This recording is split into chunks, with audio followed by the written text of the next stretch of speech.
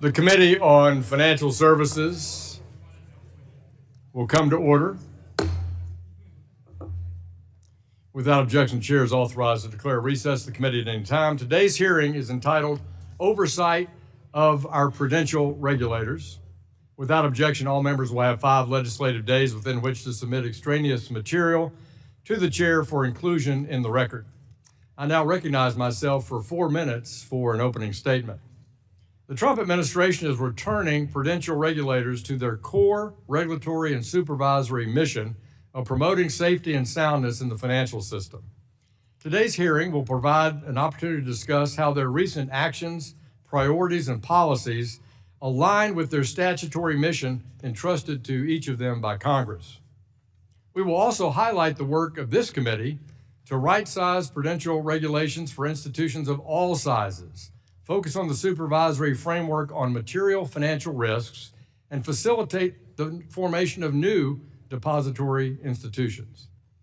Prudential regulation should foster economic opportunity, support responsible lending, and encourage long-term growth while maintaining confidence across our banking system. A sound prudential framework must be transparent, appropriately tailored, and rules that are clear, efficient, and proportionate to the size, complexity, and risk profile of the institution. In my view, a one-size-fits-all approach, by contrast, disproportionately harms community banks, credit unions, and our regional institutions. That's why this committee has held numerous hearings throughout the 119th Congress on our mission to make community banking great again, which has culminated in our proposed Main Street Capital Access Act.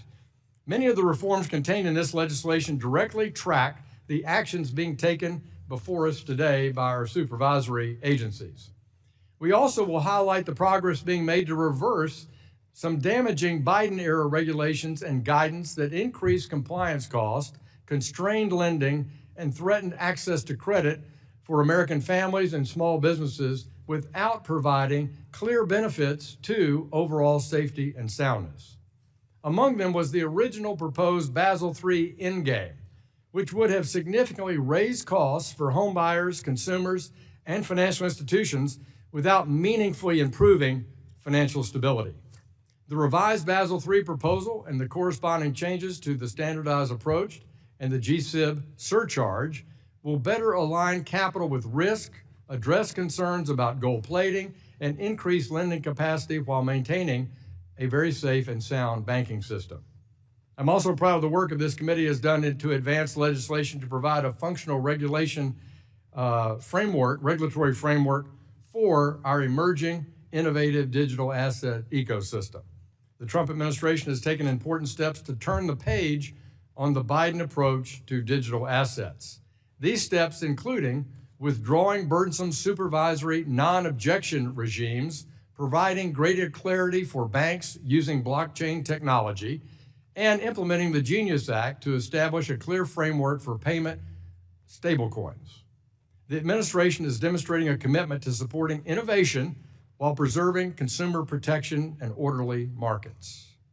Clear, predictable rules allow financial institutions to manage compliance, reduce unnecessary costs, and expand access to credit, and invest in innovation as our financial system consistently evolves day after day, week after week.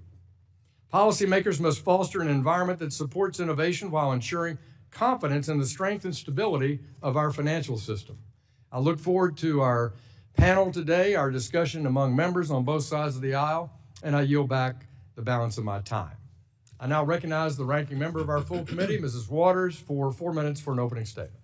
Good morning. Trump's reckless and unlawful war in Iran has cost every American $450 more at the gas tank. In parts of my district, gas is nearly $7 a gallon. Yet, when asked about this, Trump's reply is, quote, couldn't care less. Well, Mr. Chairman, Democrats do care, and we urge this committee and the president to focus on affordability. It's not just gas. Families are also being crushed by rising rents, higher utility bills, and skyrocketing grocery prices, fueled by Trump's failed economic policies. But Trump doesn't care, and it shows. When he's not running the economy, he's busy tearing down the White House to build a billion-dollar ballroom, promoting Fight Night on the South Lawn, and trying to slap his name and picture on everything as if he were an idol to be worshipped.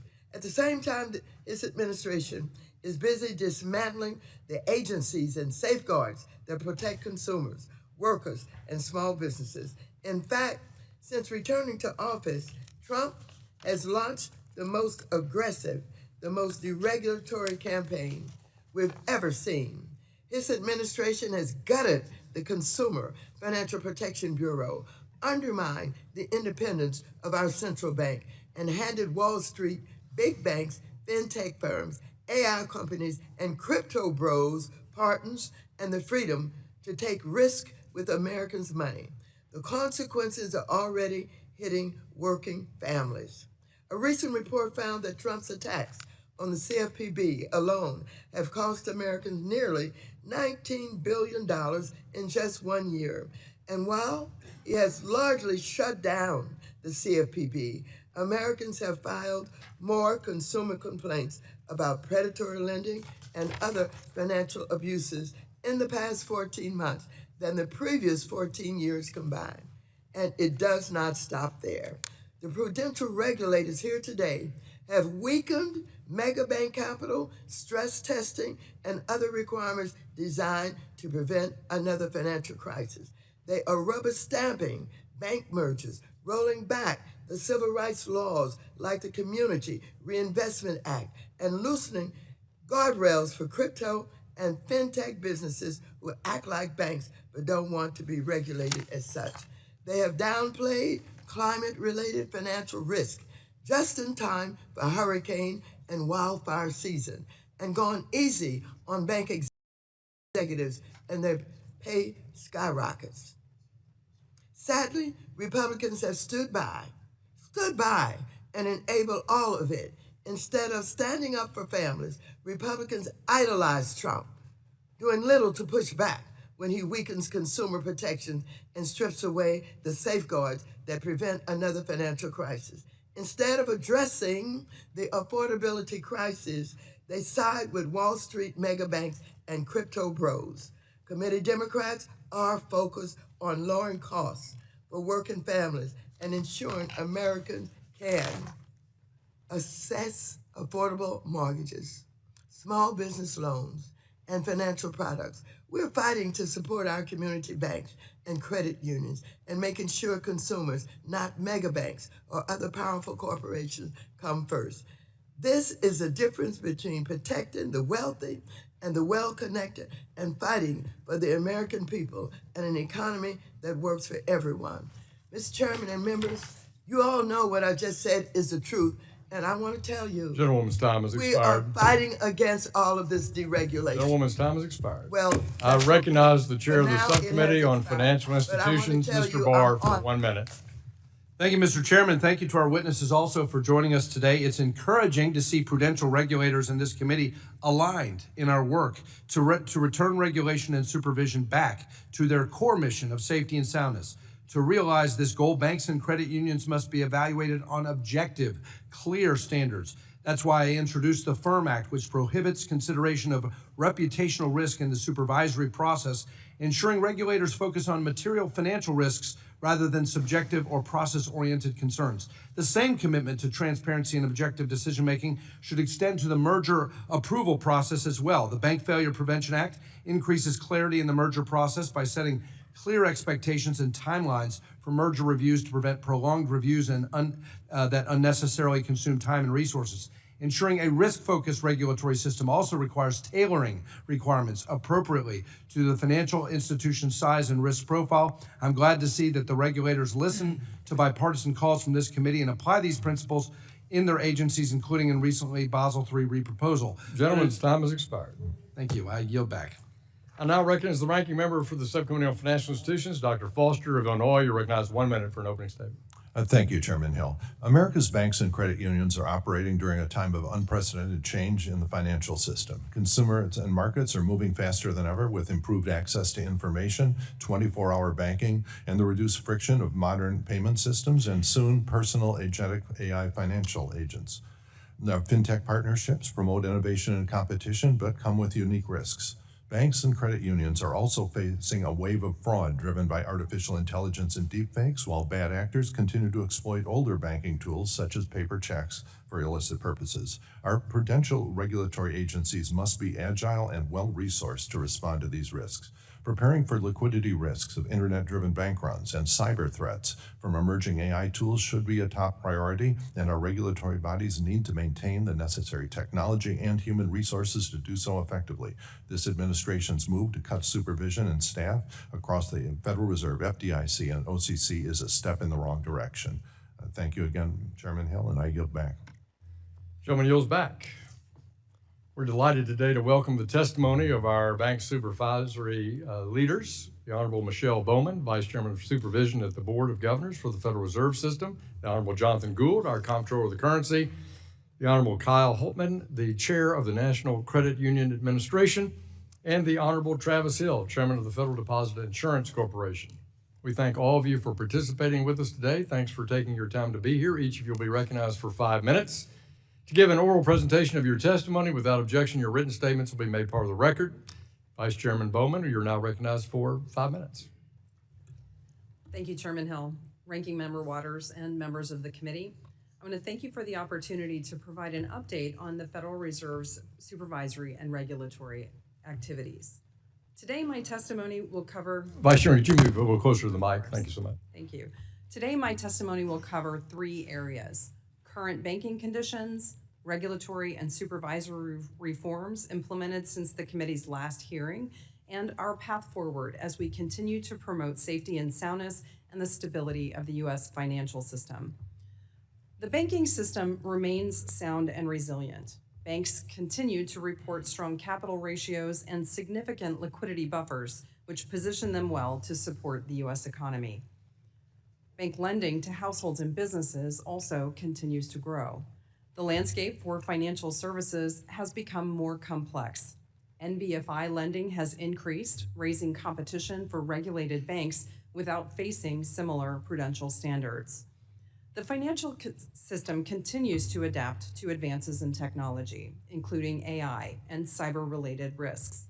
The Fed is committed to working with banks as they navigate this complex threat environment. Since I last appeared before the committee, we have made substantial progress to modernize the regulatory and supervisory framework. And of course, community banks remain a priority. These banks provide critical financial services to their communities, supporting families, businesses, and the local economy. Earlier this year, bank regulators finalized a community bank leverage ratio framework. A broader range of qualifying banks can now use a simple leverage ratio to measure capital adequacy instead of the complex risk-based capital framework, with a CBLR at 8% and an extended grace period from 2 to 4 quarters. In March, the banking agencies published proposals to modernize the U.S. regulatory capital framework.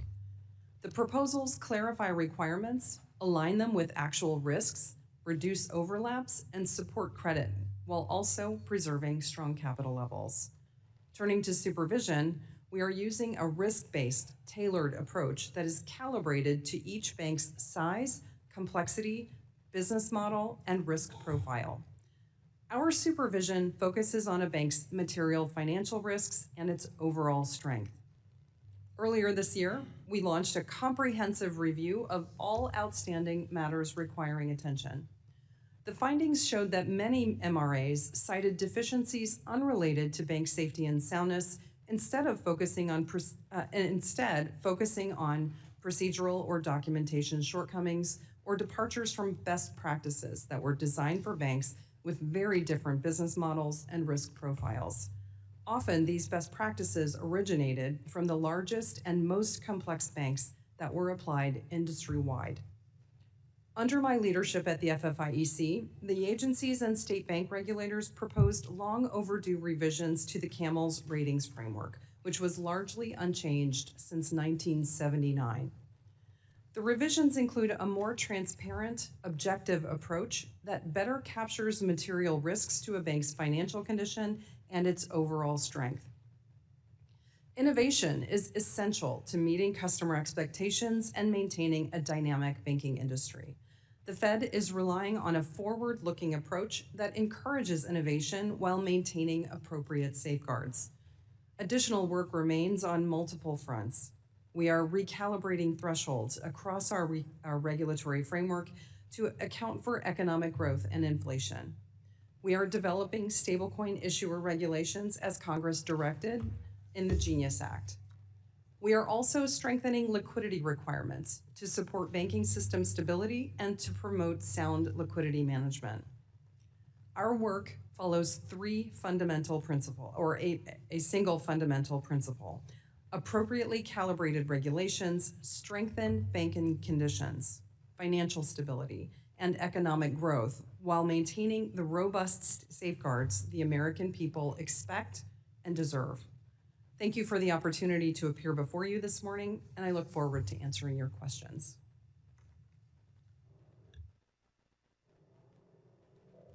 Thanks, the gentlewoman. Mr. Gould, you're recognized for 5 minutes. Chairman Hill, Ranking Member Waters, and members of the committee, thank you for the opportunity to appear before you. It is an honor to discuss the Office of the Comptroller of the Currency's work implementing the President's economic agenda by ensuring that America's federal banking system is safe and sound and remains the world's most trusted, dynamic, and resilient. After the 2008 financial crisis, Washington too often sought to eliminate rather than manage risks, resulting in a less relevant and diverse banking system. This approach drove financial activities into less regulated and visible parts of our economy, making risks harder to monitor and mitigate. The Dodd-Frank Act, far from ending too big to fail, created a moat around the largest banks and introduced too small to succeed. Unelected bureaucrats discouraged prudent risk-taking and reduced credit availability in many communities. In particular, community banks suffered from these misguided policies. The number of banks with less than $1 billion in total assets declined by 50%. The OCC has introduced reforms to address this decline. We've removed fixed examination requirements, tailored examinations to actual risk, and imposed workday limits on examinations. We also created a supervision group focused on community banks. These actions, among others, represent a down payment on future reforms to promote a more relevant and diverse banking system. Community banks are not the only casualty of the post-Dodd-Frank banking system.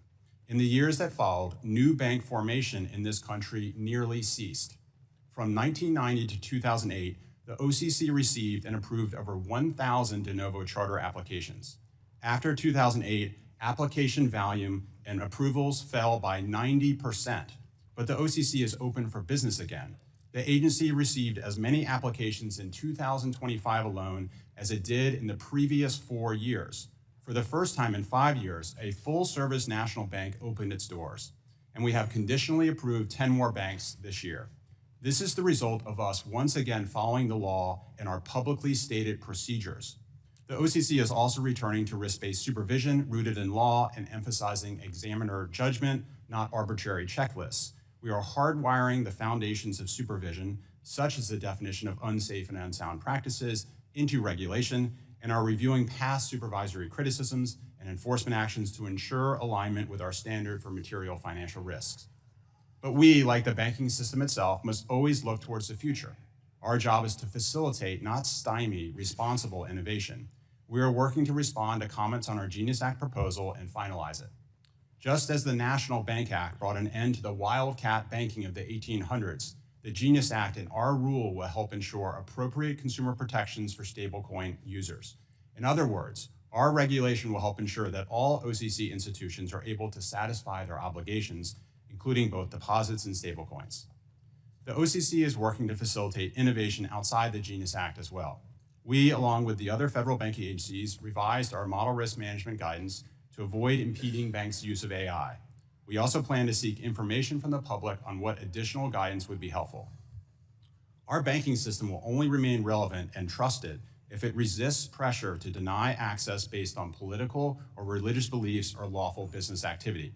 We have made considerable progress in reviewing the activities of the largest national banks and are investigating complaints of alleged debanking consistent with the President's executive order.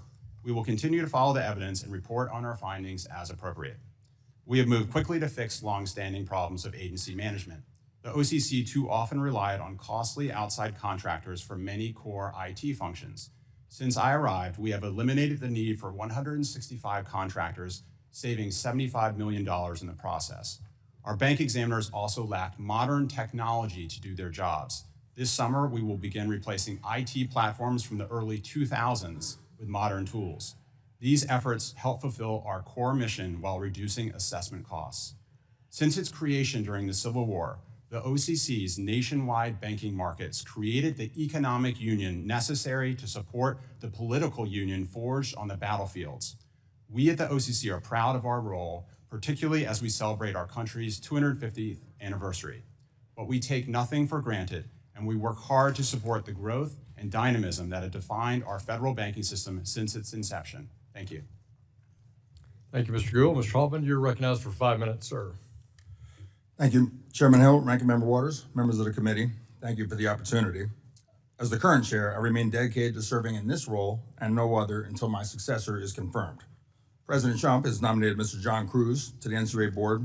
He's a seasoned, committed leader, track record of balancing innovation. In other words, he's well suited for the role. I'm confident Mr. Cruz will strengthen the agency even further, and I wish him best as he goes through the Senate confirmation process.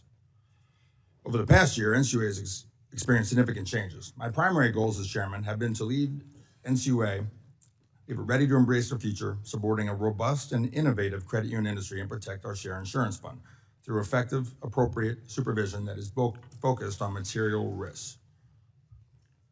I'm also proud we delivered cost savings averaging about $9,000 per federal credit union through our cost reductions. I pursued all of our goals by championing regulatory improvements, embracing innovations like stablecoins, and improving our customer service. As digital currency and stablecoins reshape the global financial system, credit unions have an opportunity to embrace this transformation from a solid foundation of safety and soundness. Stablecoins can make payments faster, cheaper, and more inclusive. On May 15th, we announced a proposed rulemaking for permitted payment stablecoin issuers, our second rulemaking required under the Genius Act. This rule puts credit unions on equal footing with banks. Credit unions are well poised to benefit from this long overdue update to America's payment system. As stablecoins become more widely adopted, we Americans may no longer be made fun of for speaking of how many business days a payment will take to settle. Every day is a business day with stablecoins. All 365 days of the year and all 24 hours of the day are equal in terms of sending payments with stablecoins. Our tax refunds may eventually arrive on Sundays or holidays. And if we ever have a repeat of COVID in March 2020, Americans should be able to receive stimulus funds in a much more timely and secure manner. Beyond the consumer benefits, the big picture benefit of stablecoins is maintaining the US dollar's status. The Genius Act should stimulate demand for treasuries, thereby lowering borrowing costs for both the US government and consumers. Even repo rates on treasuries may fall, all else being equal, given that the Genius Act allows for investing in treasury reverse repos, and treasuries are more attractive when they can be used to obtain cheap financing. And for all the debate about the effect on deposits held at our domestic banks and credit unions, a large portion of the money is expected to flow into stablecoins from abroad. Over 80% of existing dollar stablecoin usage is outside the United States. When Americans use the phrase dollar stablecoins, we tend to focus on the stablecoin part because stablecoins are a much better settlement token in dollars. They're a bit like using poker chips in that the transactions are easier, but they only work if they are indeed stable and interchangeable with US dollars. But for people abroad, it's the dollar part of the phrase dollar stablecoin. That's what's important to them. We as Americans may have gotten so used to the dollar's global dominance that we don't notice what an advantage we have. But just ask the British what it's like to lose reserve currency status. But the Genius Act and dollar-denominated stablecoins are ways of striking back against those in Beijing, Tehran, or Moscow who continually push for the US dollar to be less important, less ubiquitous, and less useful. So I'm pleased to work with my colleagues here at the table to do our part in that effort. Turning to financial literacy efforts, that's a big part of the administration's observance of America's 250th anniversary. Last month, I joined my colleagues at this table for a financial literacy event hosted by the OCC. It was a wonderful opportunity to hear from banks and credit unions of all sizes how they empower people and their communities by educating people of all ages, from the elderly all the way to kids in kindergarten.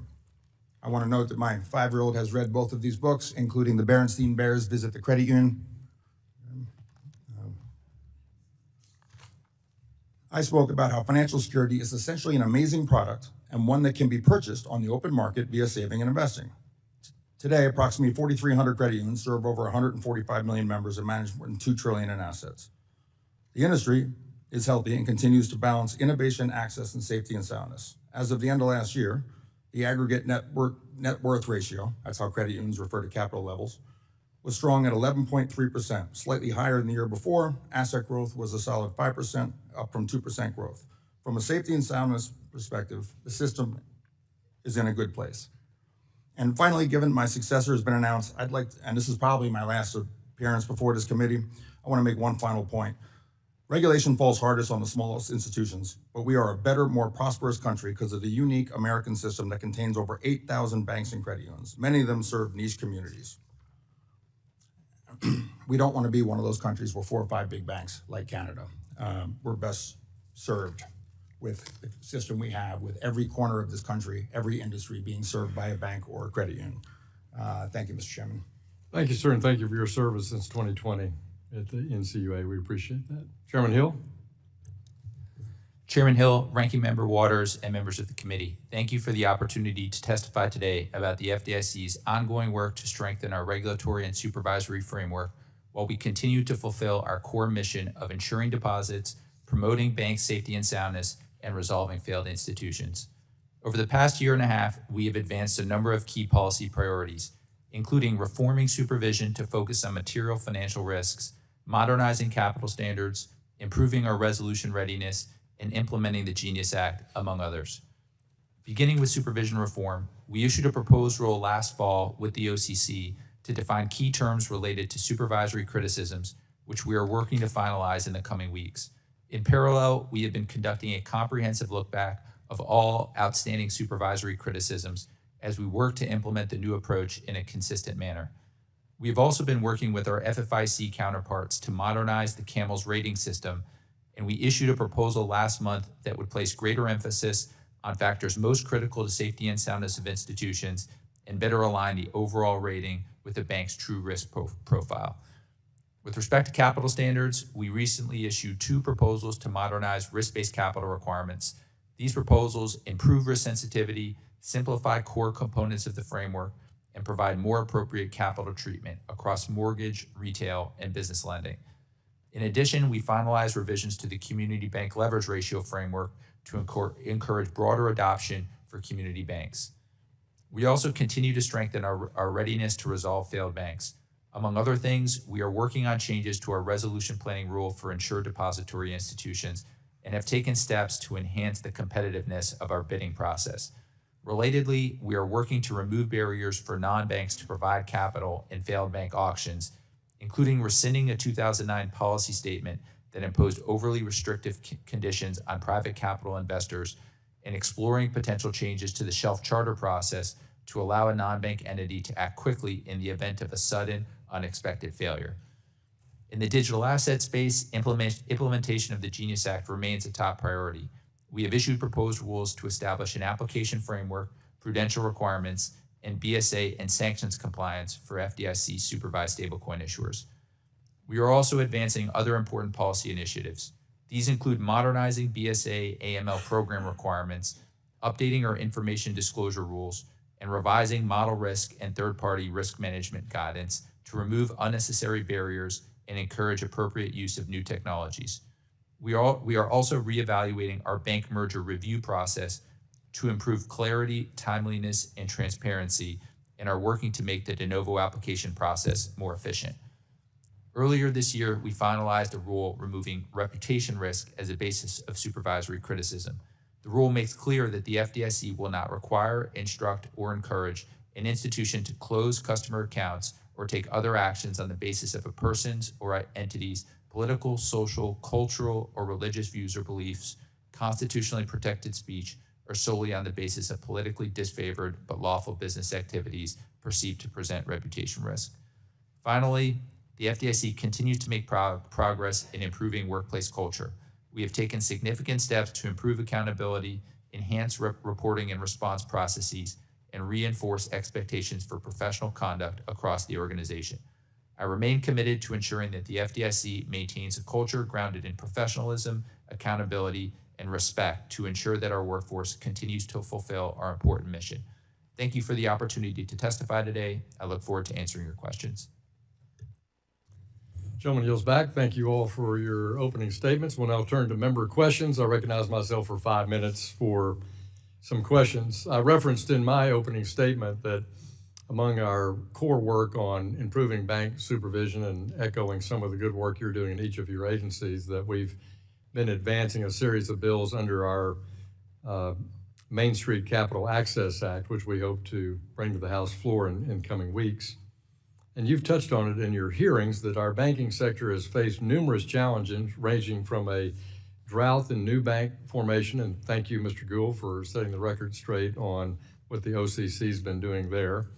A post-crisis prudential framework that's pushed activity away from banks and squeezed many of our community and mid-sized institutions from the rules that I think, again, are not effectively tailored and discriminate against home lending, for example, to the politicization that we all witnessed of bank supervision and regulation in recent years.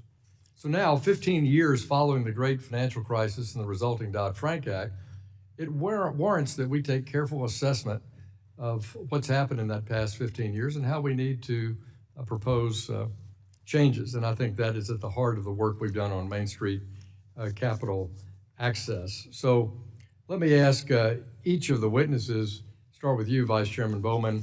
Can you talk about how these principles in Main Street Capital Access mirror the work that's being done by the Federal Reserve and its supervisory process, and how statutory changes can make that work durable and submit that effort to give the certainty to our financial institutions, depository institution management, that they can count on that in the out years? Well, thank you for that important question, Chairman Hill. As you know, as a former community banker, a former state bank commissioner, I am very committed to the community bank model, and I appreciate your efforts to ensure that there's viability in this banking model going forward. A number of the issues that are covered within your bill are things that we are working on at the Federal Reserve and working together in the interagency context. One of those in particular is ensuring that asset thresholds are appropriate moving forward and that are indexed for economic growth and inflation. So I'll stop here. Yeah, thank you. Well, Chairman Barr and I have just worked so hard on this over many, many years, and we really appreciate the work at the agencies, but we're trying to put it into law. Our nation is best governed by laws agreed to by the Congress and not just on executive orders that vary radically between different executive branches. Recently, the White House issued an executive order promoting access to mortgage credit, which underscored how tackling housing affordability requires not just more housing supply, but also better access to the financing. Let me stick with you, Vice Chairman. Do you agree that housing affordability depends not only on just whether homes can be built, but whether banks have the capacity, funding, and regulatory flexibility to undertake that 1 to 4 family construction? And you've heard me say, and we've said in this committee many times, 6 out of 10 home construction loans on bank balance sheets are by banks under $10 billion. And many of our largest institutions are just out of that business. So clearly there's a regulatory mix in there that I think is at the heart in some of the post-crisis decisions. Can you reflect on that? Yes, thank you for that question. A few weeks ago I made it, or actually several months ago now, before we introduced the Basel capital proposal, I spoke in great detail about how a lot of the mortgage origination and servicing business has left the banking system. So as a part of that proposal, we have more appropriately calibrated risk weightings for mortgage and mortgage origination and mortgage servicing activities so that banks will be incentivized to, or not disincentivized to return to the mortgage market to serve their customers. as a part of, in support of that, the President's executive order also limits some of the complexity related to the origination of mortgages and the paperwork required. I think in totality, those together will be very helpful for the banking system to return to that very critical traditional bread and butter activity of mortgage origination. Well, I think it's very important, and it was in the Joe Biden last Council of Economic Advisors report, a whole chapter acknowledging that, saying those were important changes to make. And Ranking Member Waters and I have collaborated on our Road to 21st Century Housing Bill, which got 396 votes here on the House floor. But we believe that with that and with the tailoring of community banking proposals in it, more needs to be done. And so I thank you for your comments. Let me recognize that ranking member from California of the full committee, Ms. Waters, for her 5 minutes of questions. Thank you very much, Mr. Chairman. I am so focused on affordability and what our constituents are saying about their ability to have a decent quality of life. Let me ask each of the members here, could you tell me what city you're from and how much the gasoline prices are in your city, starting with Ms. Bowman? What city? Congresswoman Waters, I live now in Arlington, Virginia, and gasoline is. I'm sorry, I can't hear you. Did you say you will not answer that? No, I'm sorry. I live in Arlington, Virginia, so absolutely I'll answer that. Inflation affects both households. What and city business. are you from? I'm originally from Council Grove, Kansas, which is a very small community. How much in is the middle of gasoline Kansas. in whatever city you want to claim? In Arlington, it's about $4.50 a gallon, which is comparable to Let me during move COVID. on. Mr. Gould, what city are you from? Well, I'm originally from Lynchburg, Virginia, but I And can't how speak much to is its price. gasoline there? I haven't been there in a while. I can't speak to the prices of gasoline there. I'm sorry, I can't hear you. I haven't been to Lynchburg, Virginia for a while, where I grew up, so I can't speak to the prices of gasoline there. Okay, who's next on the list over there? What city are you from? I'm originally from Bar Harbor, Maine. I think it's about $4. What's the price of gasoline? $4.25, $4.30 around there. Mr. Hill? Originally from New York. I don't know the exact price of gas, but I believe nationally it's around somewhere between $4 and $5 a gallon.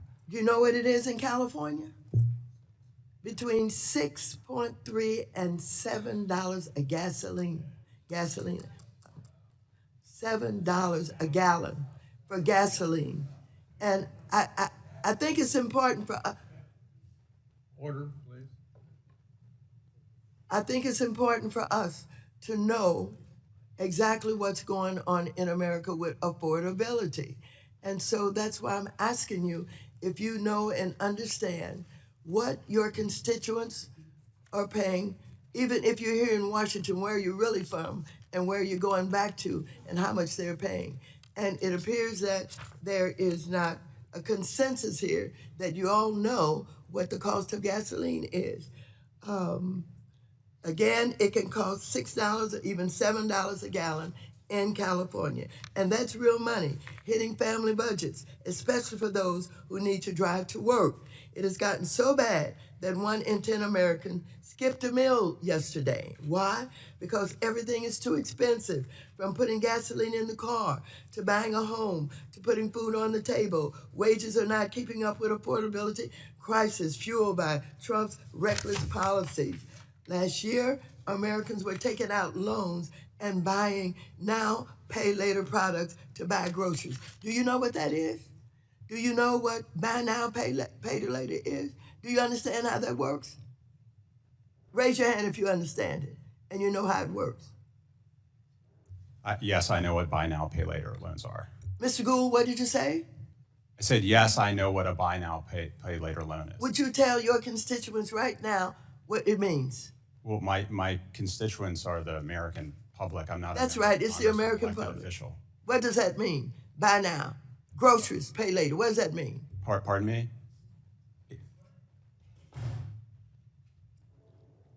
Okay, all right, we'll move on. And do you know who is doing well? Corporate executives. Their compensation grew 20 times faster than working Americans last year. Did you know that, Ms. Baumann? Yes. Did you know that, Mr. Gould? Not aware of the facts which you're talking about. Be happy to look into them. Okay. Their compensation grew 20 times faster than working Americans last year. Who knows that and who understands that? Mr. Hill, did you know that? Like the comptroller, we'd have to look into that, but happy to follow up. Now we're not that far removed from a close call we had to a big financial crisis when Silicon Valley Bank and 2 other regional banks failed 3 years ago. Community banks and credit unions are having a tougher time to compete with the mega banks. But looking at your actions, you seem to be doing all you can to make life easier for the biggest banks and their executives. This includes the Trump administration's efforts to shut down the Consumer Financial Protection Bureau. As a result, there are no exams being done of mega banks to see if they're complying with consumer protection laws. Does anyone think the mega banks, which have paid hundreds of billions of dollars in fines for violating the law, are now perfect angels? Are they doing okay? Congresswoman, the CEO of the biggest bank in this country. Gentlewoman's time has expired. Chair now recognizes our Vice Chairman of the full committee. Mr. Chairman, I have a point. Gentleman from New York. I just want to submit for the record that California currently has the highest gas prices in the United States, averaging anywhere Lawler, 5.80 Mr. Lawler, to that's not $6 a per point gallon, not a because point of prices order. are driven up by high Thank you, Mr. Lawler. excise taxes, strict Thank you, low Mr. emission Lawler. The fuel chair requirements, recognizes the Vice Chairman of the limited full in-state committee. Mr. Lawler. Regular order. I'd like to say that the price of Contributed gas by has the skyrocketed since President Trump by the has war. been in office. Chairman. If that's a point of order, Gentlemen, I'd like to make the same committee- point of order. the Just committee want to will make cut sure the the people price of understand gas is California skyrocketed. has the highest I don't think gas Point prices of in the order. country. Mr. Lawler. Mr. Chairman, Mr. order, Vargas. order. Mr. Lawler is out of order, and I've I already asked for a ruled point Mr. of Lawler order. out of order. Everyone is out of order. Oh, we're in The ti- order when we're talking about the the American gentlewoman's time has expired. The gentleman, I want the more Vice time. Chair. I need more time. I'll give you more time later. All right, thank you. You have a friend that'll yield it to you. I know, I promise, I know.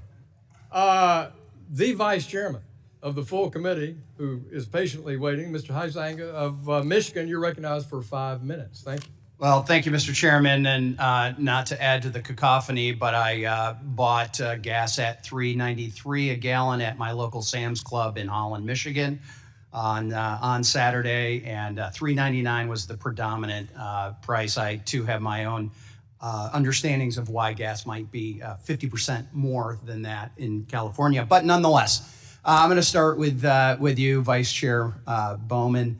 And I was going to ask before we had launched into SVB, I was going to ask you, how's it going?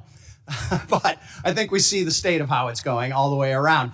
So let's just get right to SVB. It's been more than 3 years since the failure of Silicon Valley Bank, which was regulated at the federal level by the Federal Reserve System. The Biden administration had a limited review for regarding the failure, and it conducted by Fed staff and hastily published only a week later or weeks later. It was used to justify a slew of misguided regulatory proposals that not only punished all the rest of the banks that actually acted as sources of strength and during the fallout, but also proposed to impose burdens on banks in ways that had nothing to do with SVB's failure. So Vice Chairman Bowman, now that we have had the benefit of more time to reflect on the SVB failure, I understand and appreciate that you've been commissioned to do an independent review. So are you addressing the aforementioned shortcomings in the independent review that we saw coming out of that staff-led Fed review? And are you seeking the cooperation of those who were in positions of responsibility at that time as you were exploring the reasons why that happened? Congressman, thank you for that question. I think it's very important that as we had the most costly bank failure in history at $42 billion at the cost to the DIF fund, that we understand exactly what the failures were in supervision and in bank management that led to the failures of that institution and several others soon thereafter. What's important is that we identify those actions that were taken by supervisors that were that kept us from understanding the condition of the bank and acting appropriately and in a timely way. So it's my expectation that the group that's doing this independent review for us will engage with those who were responsible for overseeing supervision and the supervisory process during that time period. And you felt it was necessary to do an additional independent review, not just rely on what had been hastily put together previously. Yes, I committed to commissioning an external review during my confirmation process. And who is leading that review? It's a group called Starling. Okay, and they have They have presumably experience in this. with doing these types of activities. Yes. Excellent. Okay, well, I appreciate your work on that because there are still lessons to be learned from that. And by the way, I echo the chairman's concern about the lack of involvement on local banks with mortgages. When I graduated my oh so employable political science degree, I went into real estate full time, and I sat at the closing table many a time with those local community banks who held those mortgages in their portfolio. And I believe it made their risk assessment and their decision making better, not worse. Mr. Chairman, the other Chairman Hill, let me go to this. I've introduced legislation HR 3446, the FDIC Board Accountability Act, to replace the CFPB director on the FDIC board and instead require one FDIC board member to have actual experience with small banks of less than $10 billion. I might actually nominate Mickey Bowman to join that with her experience as a community banker and a state regulator. This bill was included in the Mainstream Act. How important is it for the FDIC board itself to include members with direct experience working with community banks, and could having that expertise at the board level lead to better informed policy making? Well, thank you, Congressman. As you know, the FDIC is the primary federal supervisor for the majority of community banks in America.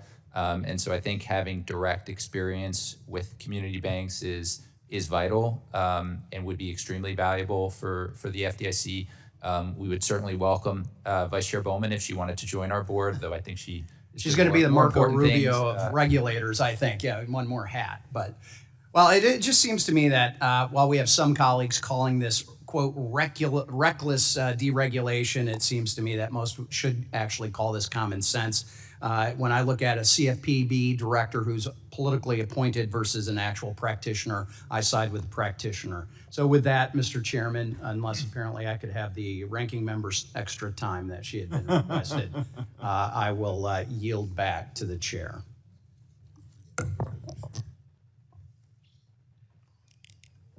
Chair recognizes the ranking member of our subcommittee on capital markets, gentleman from California. Mr. Chairman, you're recognized for 5 minutes. First, want to comment on the proposal to create a $250 bill.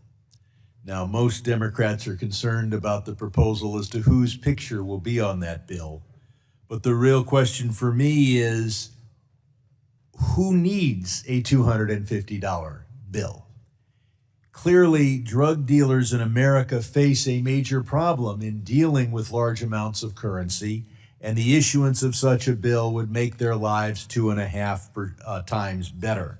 There is no other reason for the creation of a $250 bill. Basel III is, when you finally implement it, then your regulations is going to have some unintended consequences, and I look forward to each of the regulators providing for the record what mechanisms you have for future adjustments and recalibrations as you take your vehicle out on the road and test drive it. Dodd-Frank kept America safe from 2008.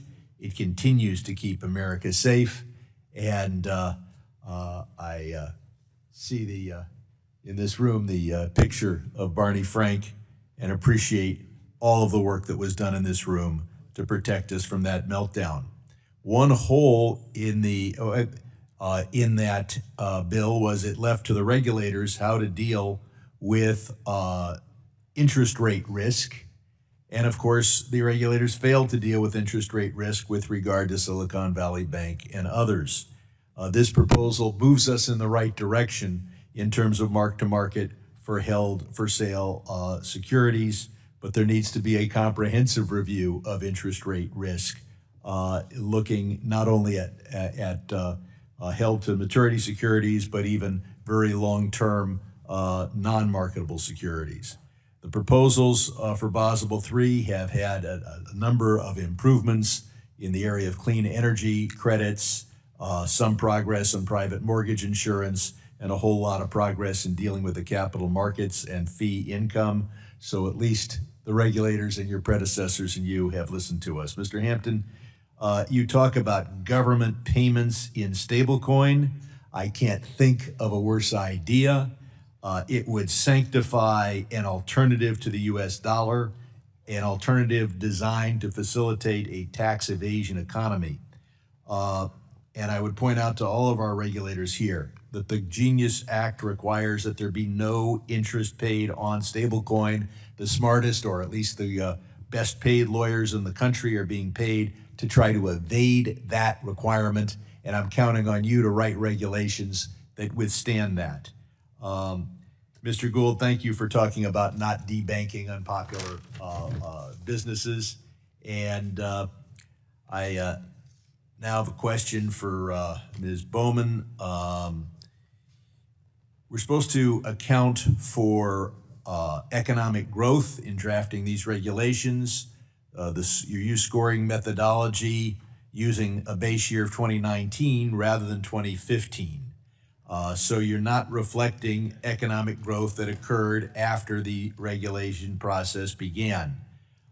Is there any justification to explain why the proposal does not account for economic growth from 2015 to 2019, and how and does that put us at a disadvantage in competing with foreign banks? Well, I appreciate that question. You're referring to the GSIB surcharge calibration. Exactly. I'll be honest with you. The reason that we started at 2019 was because in working with my board to understand how I could get support for moving this proposal forward, this was the compromise that we were able to strike. But what justifies not, other than saying, well, we got together and we picked it, what justifies ignoring growth between 2015 and 2019?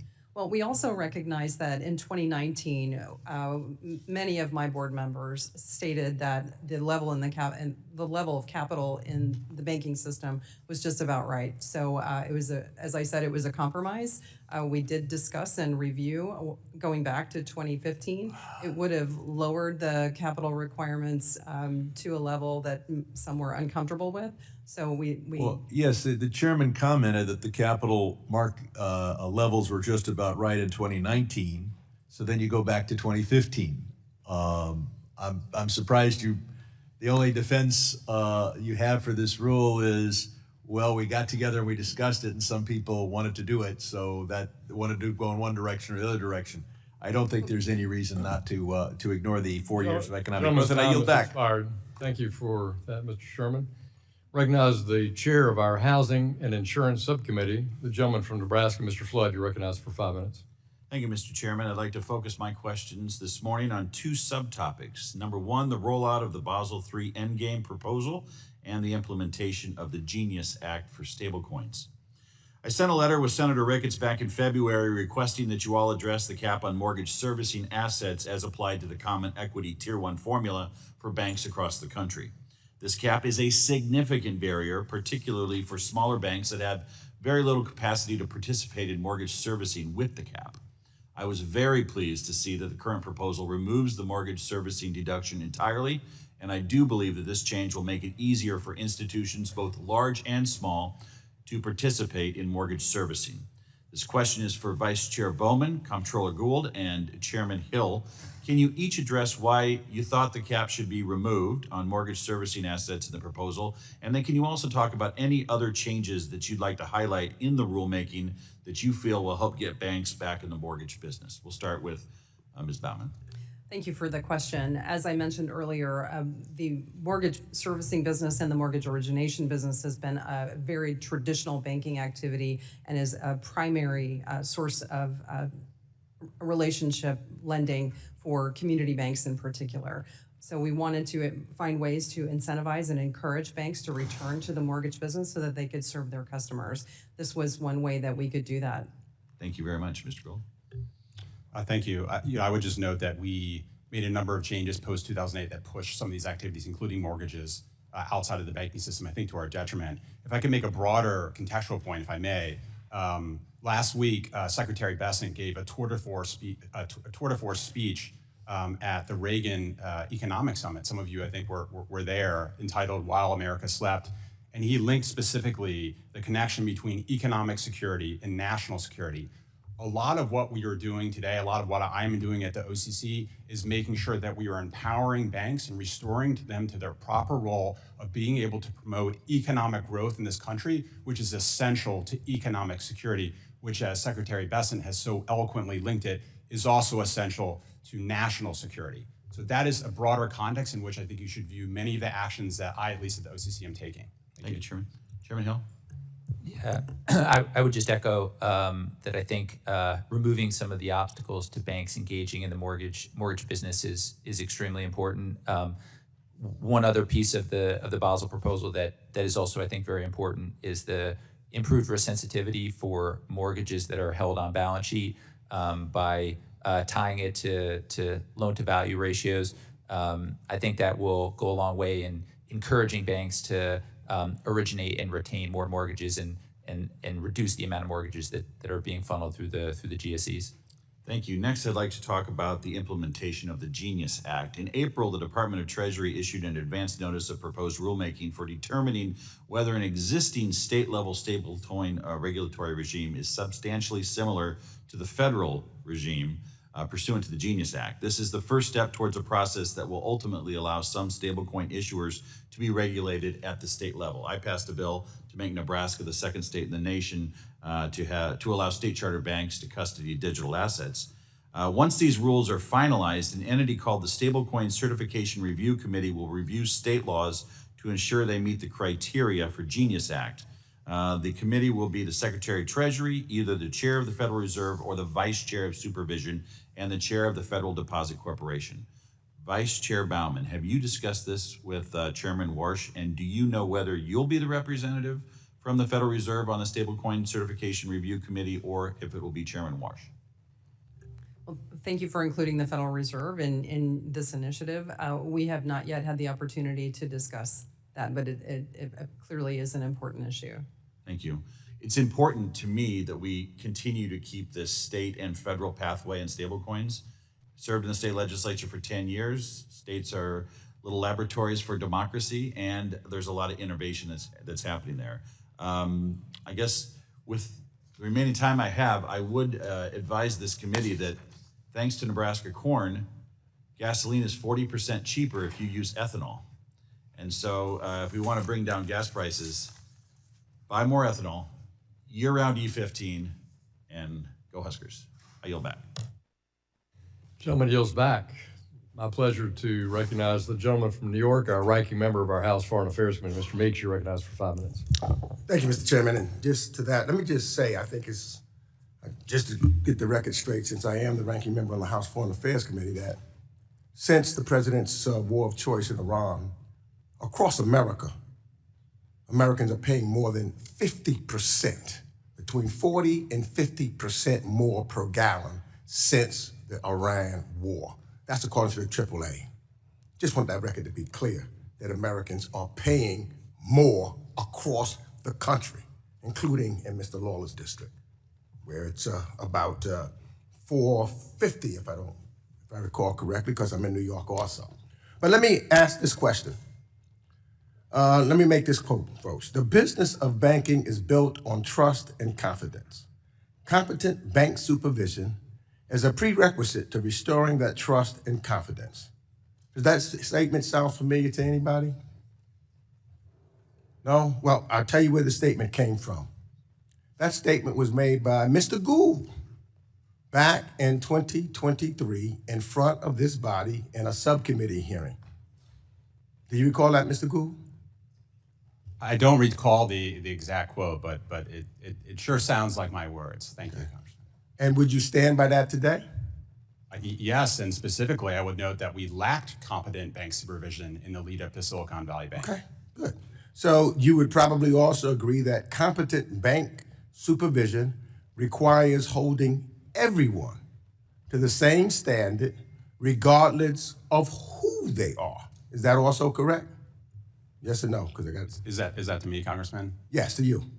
Well, Congressman, I would note that we do tailor our regulation and supervision based on the nature of the bank and the complexity of the Okay, business. got you. So I hear you. So let me give you an example then of what I believe equal standards should look like, and you tell me. There's a fintech company called Wise, who doesn't seem to have any direct links with top officials in the administration, so they don't have any pull or anything of that nature. When its sponsor bank had AML problems, it was your agency who issued a consent order, and when Wise itself had AML problems, state regulators and the CFPB acted. So I think that the OCC seems to have the tools necessary to conduct adequate oversight. I think that they do have that. Now, Mr. Gould, can an applicant obtain an OCC charter without demonstrating adequate BSA or AML compliance? Yes or no?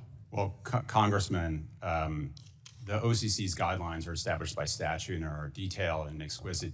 I just need to know, do they have to have BSA and or AML compliance? Well, yes or no? Congressman, it's not as simple as a yes or no, and I think So they could be out of compliance? I'd be doing a disservice to the members of this committee if I pretended that it was as simple as a Okay, yes or I no. just try to say When we're talking about a bank, let me go this farther. Let me ask you this. They don't actually have BSA Let me ask you compliance this. yet. Let's talk about something else then. Let's talk about President Trump and his son's crypto company called World Liberty Financial. That company applied to the OCC for a federal banking license to issue their own digital dollar. And at the same time, a foreign government-linked investor reportedly acquired nearly half of the company. And I'm sure you're aware that the crypto exchange Binance, which holds nearly 90% of the digital dollar issued by the World Liberty Financial, pleaded guilty in 2023 to sanctions and money laundering violations. And it doesn't stop there. That same exchange permitted more than $1 billion in cryptocurrency transactions to Iran and terrorist organizations. But that didn't stop the president and his sons from putting their flagship digital assets on the criminal exchange. And that same company directly involves and actively lines the pockets of the president's family today. So let's not beat around the bush, Mr. Gold, because I'm going to ask a few questions that I know you may want to filibuster. Will you commit today that you will do your job as a regulator and ensure that the World Liberty Financial is held to the same level of scrutiny as every other applicant like Wise before the OCC?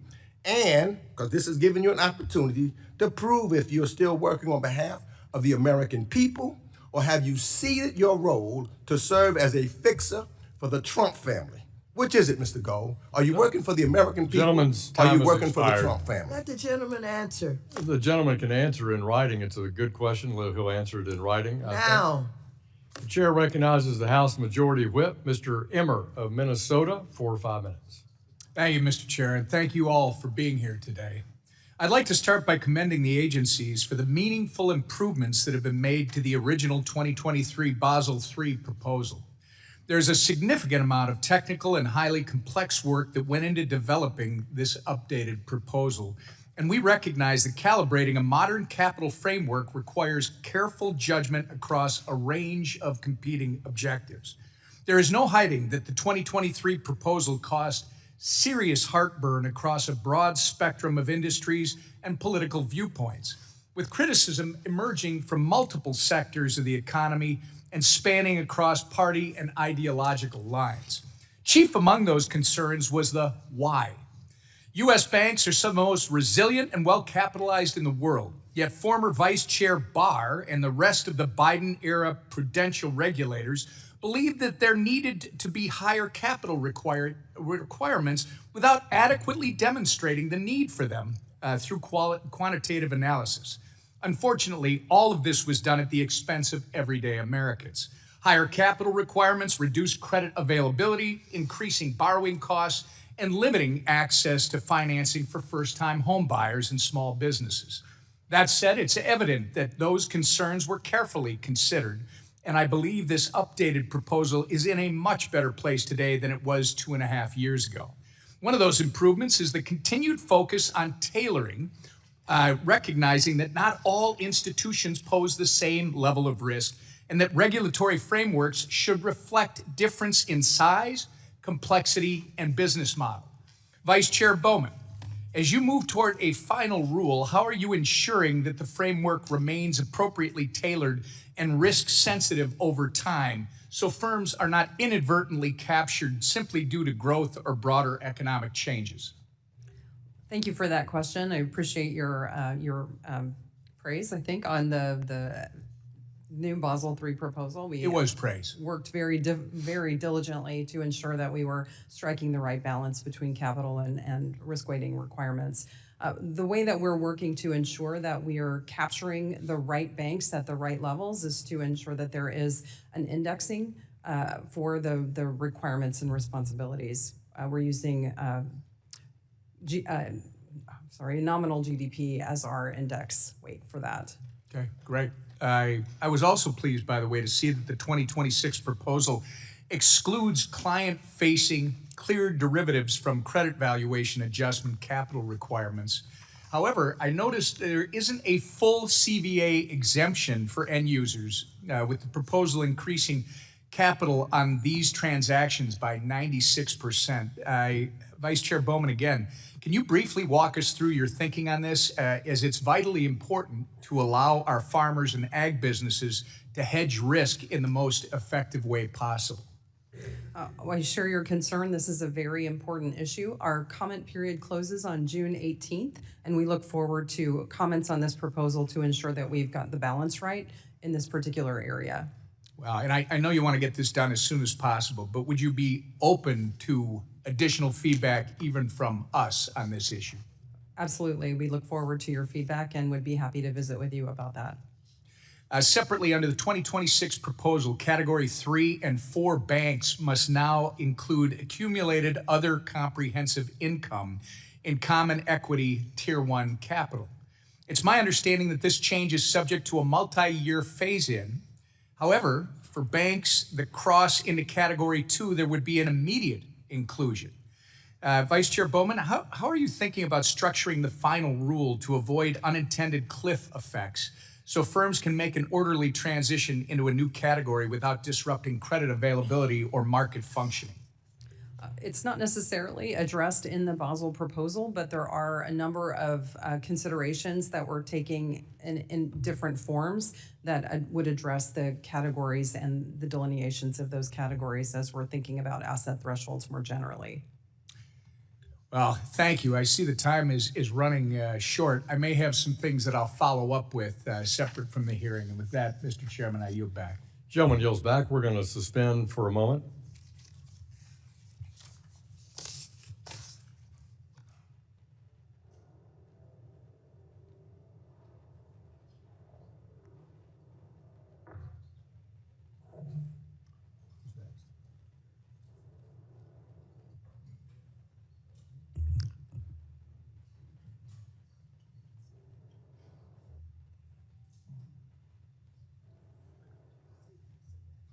Chair now recognizes the ranking member of our subcommittee on digital assets, Mr. Lynch of Massachusetts. You're recognized for 5 minutes.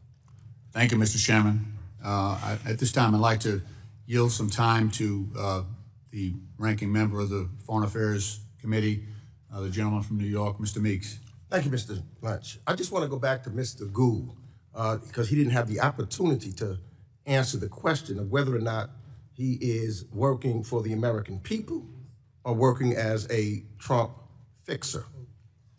Which one is it? Well, thank you for the opportunity to respond. You can recite unsubstantiated allegation after unsubstantiated allegation, and you can attempt to pressure me as your Democratic colleague. I'm not reciting anything. I'm just saying that I know what I gave you 2 examples. An unprecedented extent. But we at the OCC, I gave you wise, our job, and I gave you Trump. Follow the law. So let me just ask you this. Let me just ask you this. Thank you, sir. Let me just ask you this, and I'm gonna give Mr. Lynch back his time. So, if the OCC approves this application, will you commit that you will come back to this committee to personally and personally appear before this committee and explain your decision? Because we talk about transparency here. Transparency for the American people.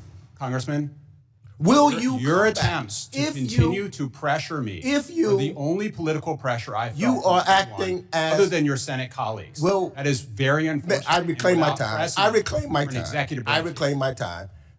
Obviously, you will not come back. Obviously, you do not want the American people to see transparency. Obviously, you are. What we will Trump's obviously fixer. do, Congressman, I yield the is time our back. job under the statute and consistent with Reclaiming my our time. procedures. Ms. Bowman, I've got an overriding concern about just generally the convergence of traditional banking, where we have a lot of safeguards and guardrails, and what's happening in crypto. As I'm sure you're aware, yes, we've been experiencing a so-called crypto crash recently, and I know that the Kraken was recently, well, a while back, was given a Federal Reserve master account. That was granted even before we had the framework set up. Are we looking closely at what's going on with Kraken and whether they're in full compliance, given the nosedive that crypto has taken recently? Thank you for that question. Congressman Lynch, the Federal Reserve has a process for approving applications, a tiered approach for approving applications for access to the payment system.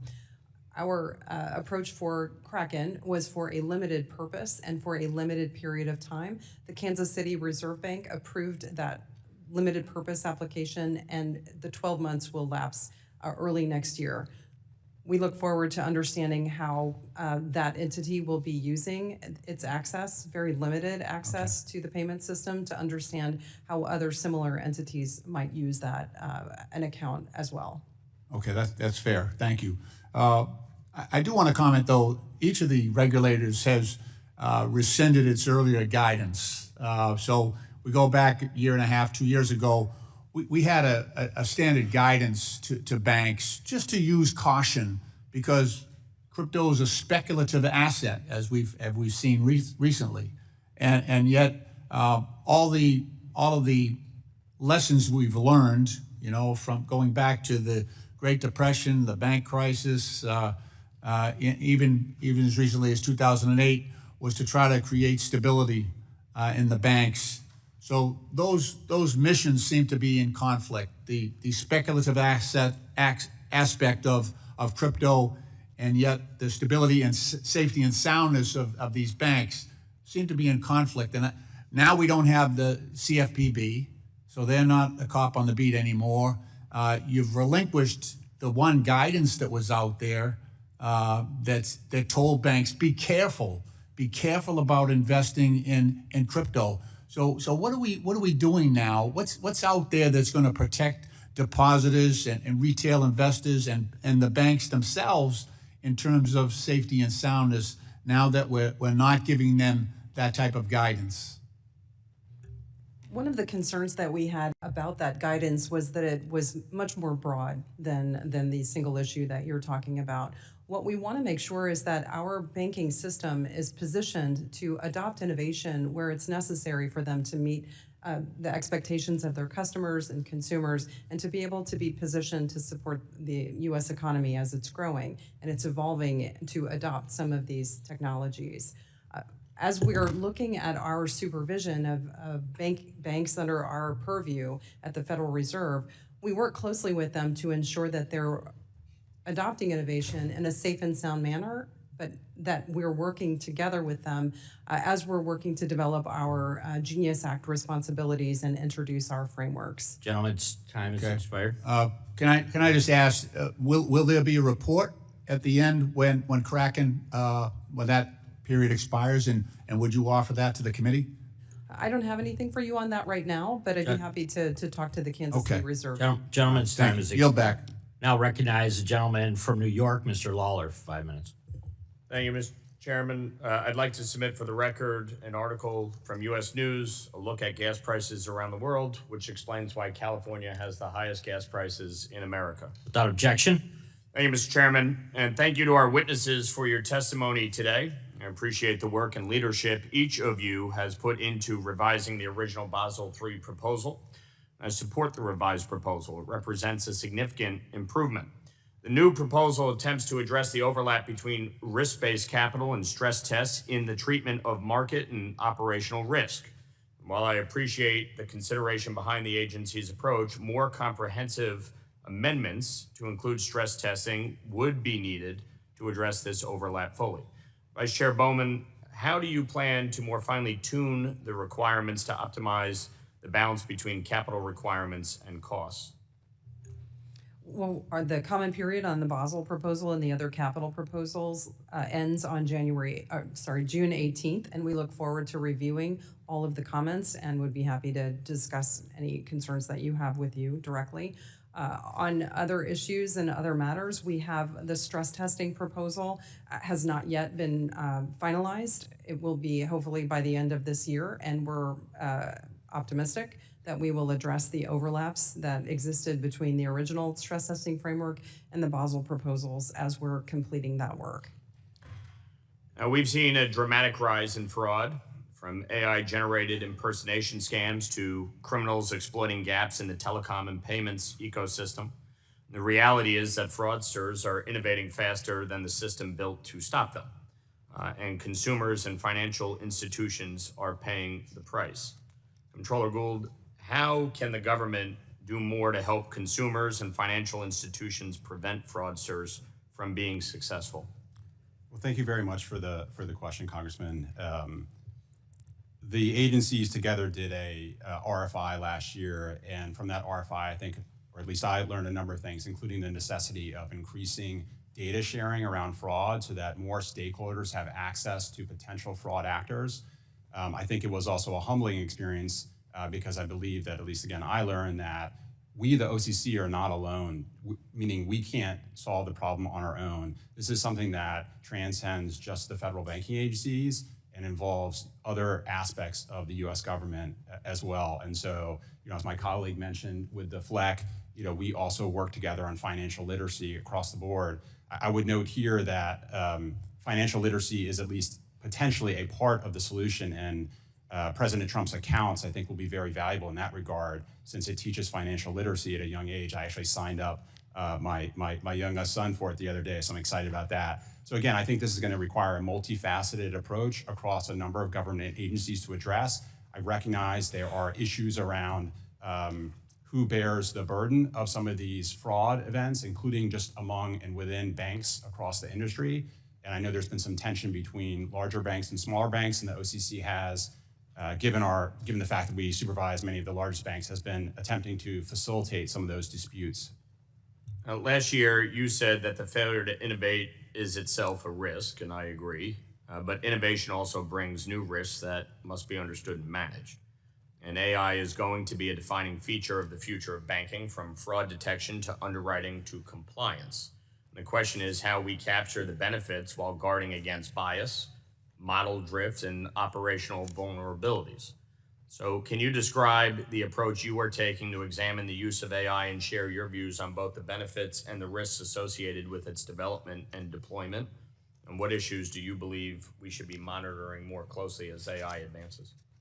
Well, thank you very much for the question. And I think you hit the nail on the head in terms of striking the right balance between innovation and safety. Obviously, the president's spoken to this issue recently with an EO that came out, I think, just a couple of days ago. In terms of the OCC, we view AI as both a potential opportunity, both to improve how we manage our own agency as well as how we supervise banks, including larger banks, where it is very hard for us to do enough kind of statistical sampling and credit file reviews to get direct experience of the risks in those banks. So AI is an opportunity. On the other hand, of course, as we've read about more recently in the newspaper, around things like Mythos and other frontier models, we recognize it can also be used to identify vulnerabilities.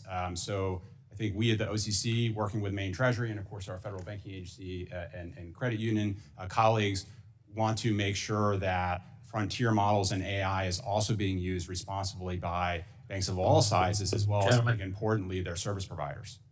Gentlemen, time has expired. We now recognize the ranking member of the Subcommittee on Oversight and Investigations, Mr. Green of Texas, for 5 minutes. Thank you, Mr. Chairman. I thank the ranking member, thank the witnesses for appearing. Would like to ask Vice Chair Powell a question. Vice Chair Powell, do you agree that as a general rule to control high inflation, the Fed will raise interest rates? Congressman. Mr. Green, who is the question directed to? Ms. Bowman, excuse me. Okay. Thank you for the question, Congressman Green. We recognize that inflation has been well above 2%. Could I do this, please? Just as a general rule, Yeah.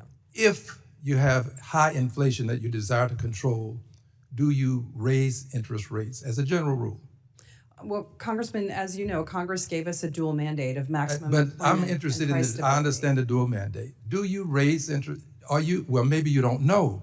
Do you know whether you would raise interest rates? Well, I just discussed my framework for making decisions about monetary policy, which would include raising, lowering, or leaving. Okay, the would rate you the raise same. interest rates if inflation depends- is high? It and you want to depends control it? on the condition of the economy and all of the As a aspects that we general rule, when inflation is high and you want to control it, would you raise interest rates? in certain circumstances, yes, we would. Okay. And as a general rule, what would happen if you lowered the interest rates when inflation is high? Well, what we found during COVID, when we had inflation in excess of 9% by some measures, having low inflation or low federal funds rate stimulated the economy. And when you stimulate the economy, what happens? If you have high inflation? Inflation can continue to increase. Inflation continues to go up, correct? That's correct. Okay. Well, if you have a president who desires to lower the interest rates for political purposes, and the Fed believes that the interest rate should be raised, then you will have a president who is at odds and who would probably increase inflation. I mention this because I'm concerned about the independence of the Fed. And you have a president who wants control of that process.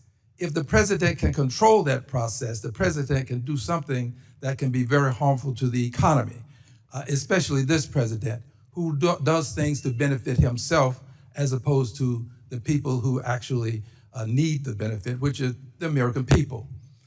I said Powell earlier. That's because I have such great respect for him.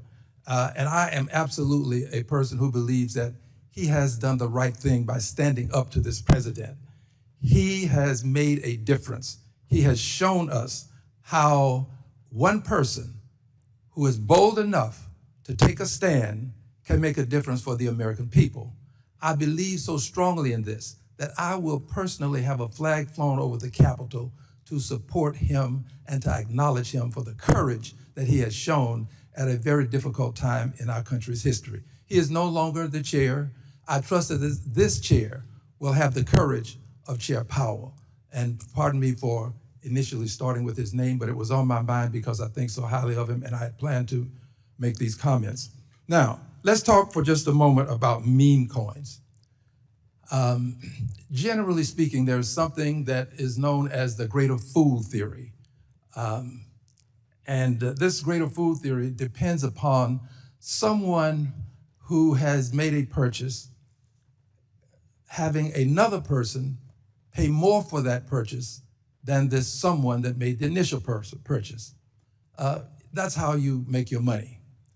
A meme coin is highly dependent on the greater fool theory, someone buying at a higher price than the person who bought initially. Is there anybody who differs with me on that? Good. Because a meme coin means literally that you buy nothing when you make your purchase, but you do have the opportunity to either make money or lose money.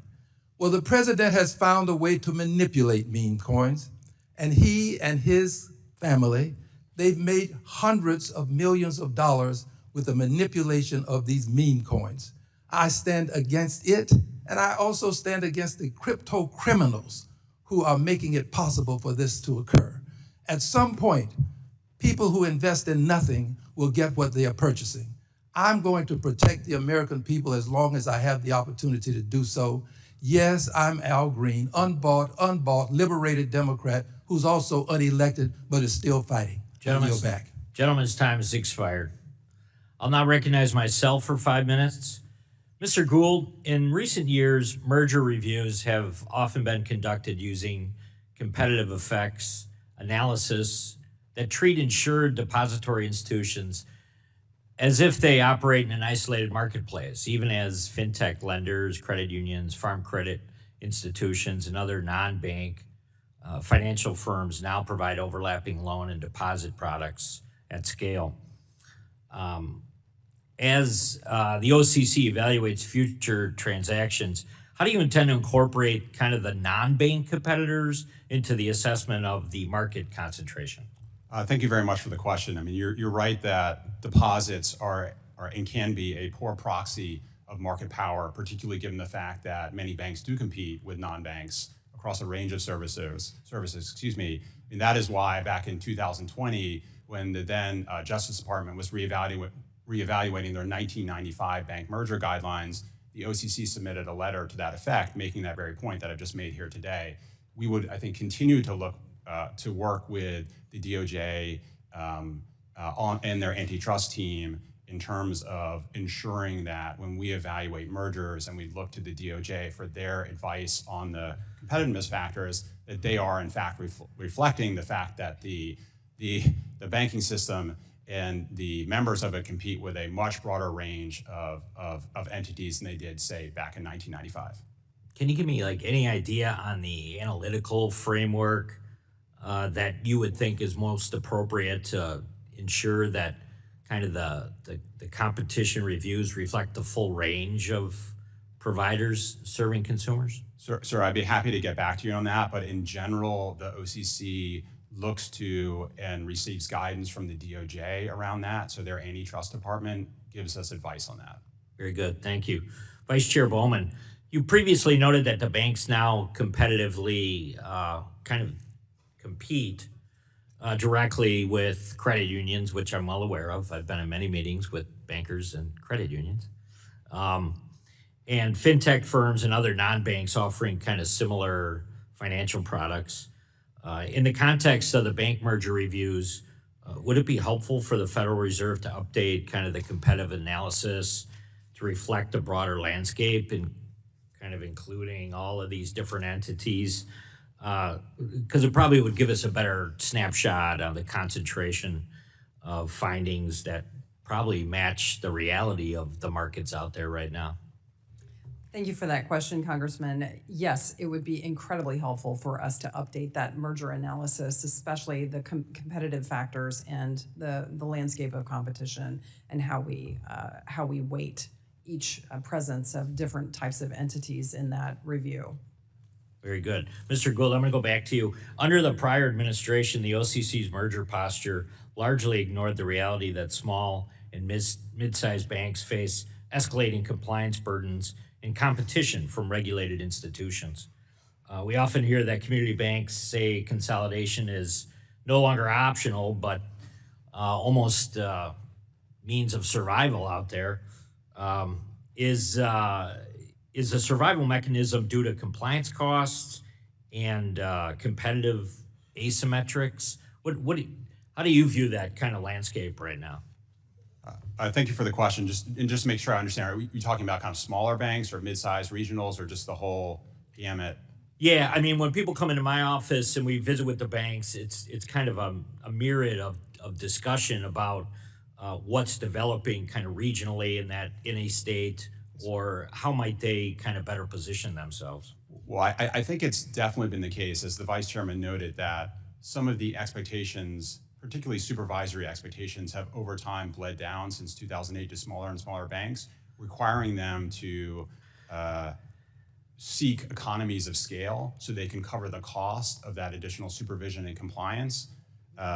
We are and have been, and I think the other federal bank agencies as well, been keen to address this too, which is to reduce some of those regulatory and supervisory burdens, at least where we have discretion to do so as authorized by Congress and statute, to alleviate some of those pressures, such that ultimately, if banks want to merge or consolidate, that's a business decision for them. It's not solely driven by regulatory and supervisory considerations, but the needs of their customers and the evolution of the markets that they purport to serve. Right. Very good. I will yield back, and now I recognize the ranking member of the Subcommittee on Housing and Insurance, Mr. Cleaver of Missouri, for 5 minutes. Thank you, Mr. Chairman.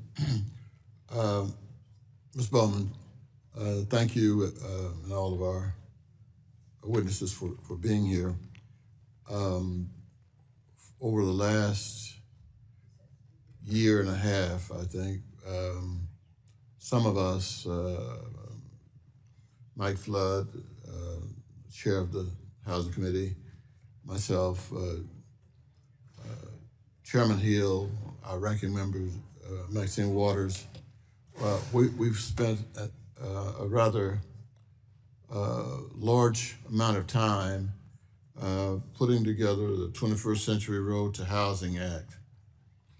And amazingly, some would probably say magically, it passed the House 396 to 13, which is almost weird, but we did. And so I mention that only because I'm right now, and maybe most of my life, preoccupied with issues related to housing. And the U.S. Commodities Future Trading Commission put out a report a couple of years ago, and in that report, they essentially said climate change poses a major risk to the stability of the U.S. financial system and to its ability to sustain the American economy. Climate change is already impacting every facet of our economy, including the infrastructure, including commercial and privately held property, and agriculture. And in 2021, the Financial Stability Oversight Council identified climate change as an emerging and increasing threat to U.S. financial stability. Right now, some of us, and I wish the whole Congress would focus on this, are concerned about climate risk and trying to figure out right now, given the physical risk from severe weather events and transition risk associated with changing market technologies and policies continue to affect financial institutions, what specific steps can the Federal Reserve take or any of us to ensure that banks appropriately identify this issue and that they monitor and manage climate change related financial risk? And can the Federal Reserve, and is the Federal Reserve committed to and involved in climate risk as it relates to the financial world? Thank you, Congressman Cleaver, for that question. The Federal Reserve does not have climate change in its remit, but we do recognize that there are risks to banks and to their bank balance sheets from weather events and other related natural disasters. We do require our banks to mitigate for those risks and to take those into account as they're doing underwriting activities, but we don't see climate as a bigger risk than other related risks like financial risks to the balance sheet, but we do require our banks to pay very close attention, especially as they're thinking about real estate, where flooding often occurs, or in agriculture context, where bankers always have to understand the impacts of related events on a farmer's crops, for example. Well, let me ask any of the other members, how do you assess the United States' current supervisory approach to climate-related financial risk compared to our international peers? Mr. Hill? Thank you for the question, Congressman. We look at things similarly to the Federal Reserve. We do expect banks to be prepared for risks in their operating environment, and that generally would include the potential for weather events. Historically, extreme weather events generally has not presented safety and soundness risk to banks. We have no evidence of banks failing as a result of weather events. That always could change in the future, and so yes, again, we always want banks to be prepared, but we don't view this as a risk that deserves outsized attention compared to other risks. Okay. Thank you. Thank you. Thank you very much. Thank you, sir. I'll now recognize myself for 5 minutes. I'd first like to ask our Comptroller Gould on a question on the Genius Act, which we recently passed, of course, here in Congress. How is the OCC preparing to implement the Genius Act? What is the timeline? And what are the key rules that you'll put in place so that those folks who are in the stablecoin business can have clear direction in which to move forward? Thank you very much for the question, sir. As you probably know, we have proposed a pretty significant rulemaking. The comment period closed. I think we received over 300 comments. We're in the process of reviewing those comments as quickly as we can and making changes and responding to those comments as necessary to make sure that our final output is something we're proud of and something that appropriately balances both the potential as well as some of the risks that many have noted associated with payment stablecoins. Separately, and I would say, sir, we are very well aware of the statutory deadlines that Congress has imposed on us, and we're doing our utmost to meet those statutory deadlines without compromising, hopefully, the quality of the work product. Separately, there are efforts underway, other rulemakings that we're doing, including with Maine Treasury on the BSA/AML side, which are very important as well, and so those are also going on too. You recognize the idea of the timeline. Do you feel you'll meet that congressional timeline? Sir, I couldn't, in good faith, tell you right now whether we will or will not, but we are working very hard. Our teams have been working almost since before the law was signed the bill was signed into law by the president. So we've been working very, very hard. I'd like to ask Ms. Bowen, if I could, a question. As we've all recognized with the sharp rise in interest rates starting in 2022, banks like Silicon Valley Bank, of course, just simply failed. And I'd like to know from your perspective, what are we doing now to mitigate those risks moving forward on liquidity issues, capital, balance sheets, you name it? What are we doing to make sure that might happen? We all recognize the challenges with interest rates as they rose dramatically in the previous administration. And I know Chairman Powell's before us. In fact, he answered my question. I asked him the question, well, why did interest rates rise so quickly? His answer was pretty simple. He said the government was spending too much money. That being said, on the interest rate question and the effect of SVB Bank, what are we doing to mitigate those risks moving forward? Well, thank you for that question. So a few things that we've already done and a few that are in train.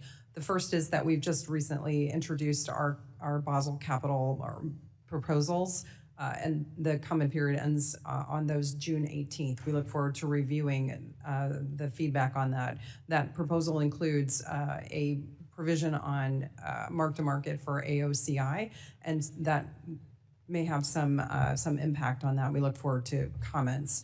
The other issue is you mentioned liquidity. Together, the regulators are working toward putting together a proposal to address liquidity weaknesses and requirements that we could look at going forward.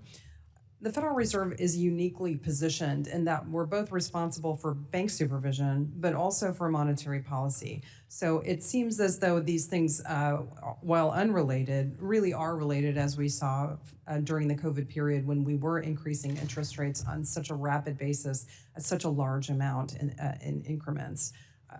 As the governor responsible for the smaller bank portfolio, we were watching carefully that impact as we were increasing rates so dramatically and so quickly on the smaller banks. And we recognized that there were issues that were arising, and we were working with our banks to, one, educate them about what our expectations would be going forward, and two, trying to understand fully what the implications would be, and working to shock portfolios to understand the conditions that could arise that would be significantly detrimental to the banking industry.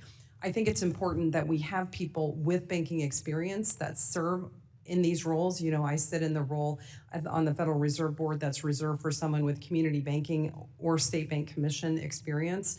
And I think that allowed me to see and understand in a different way than some of my colleagues did at the time.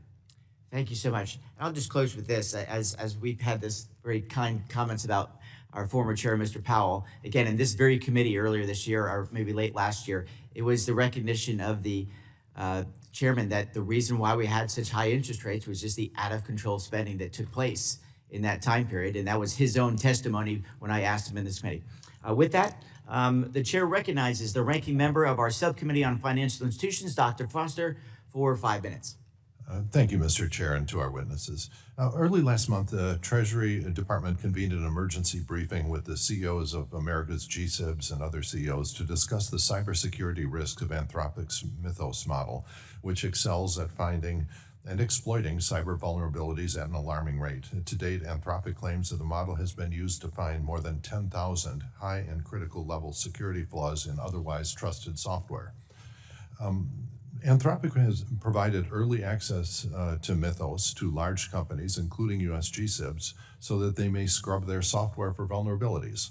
But I worry that smaller financial institutions have not received equivalent access in a timely manner. So what's the policy here? Who exactly received access to Mythos on what time scale? And I guess I'll just go down the line here. Vice Chair Bowman.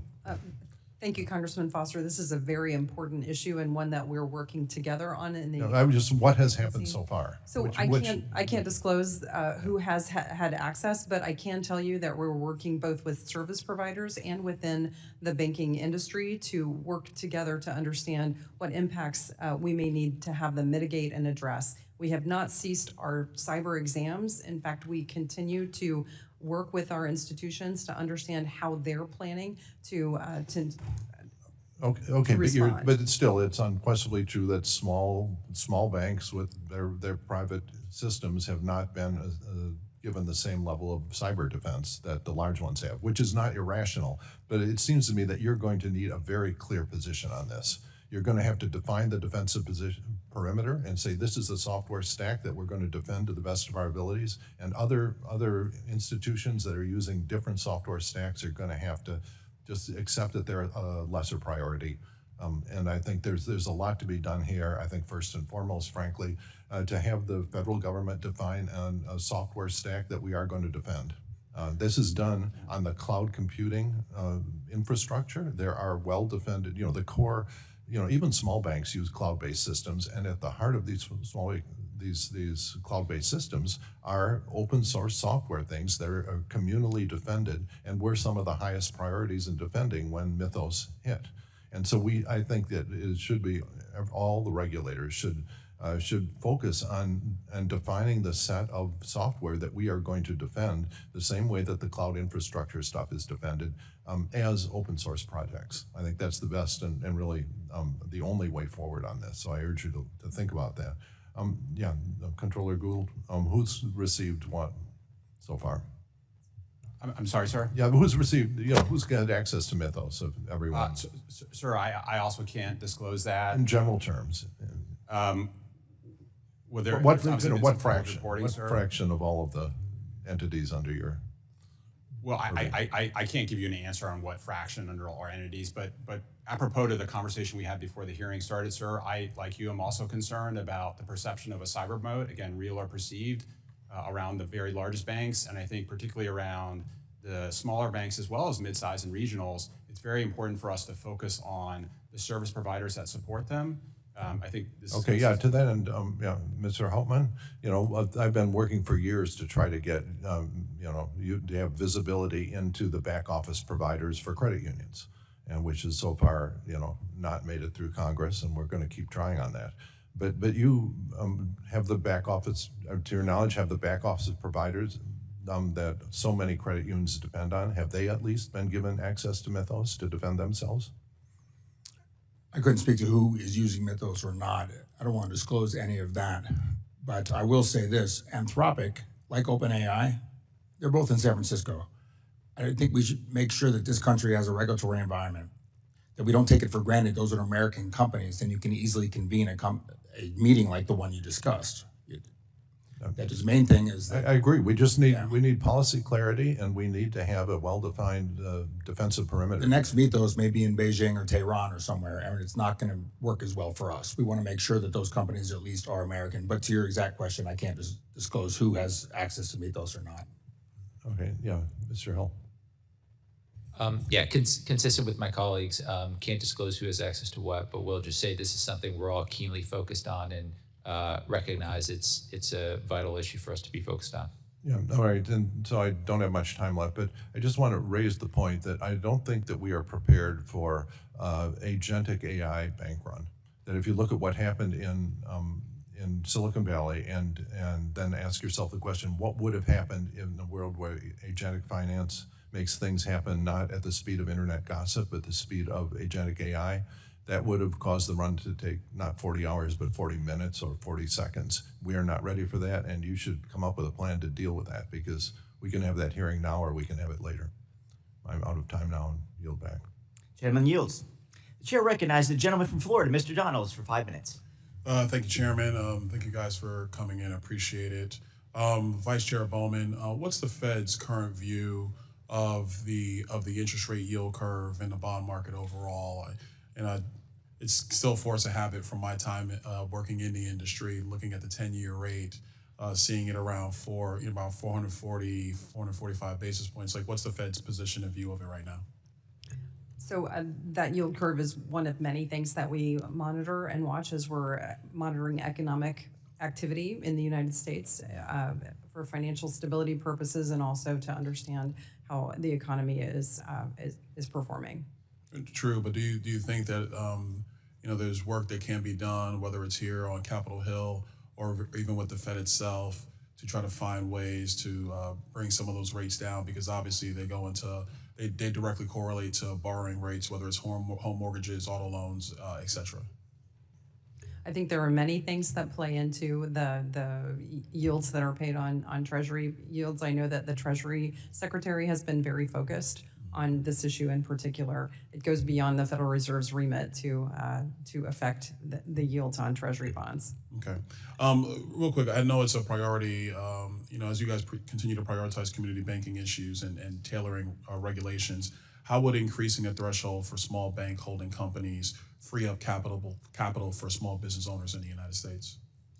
Well, we're very focused among our interagency colleagues on making sure that our requirements are appropriately tailored.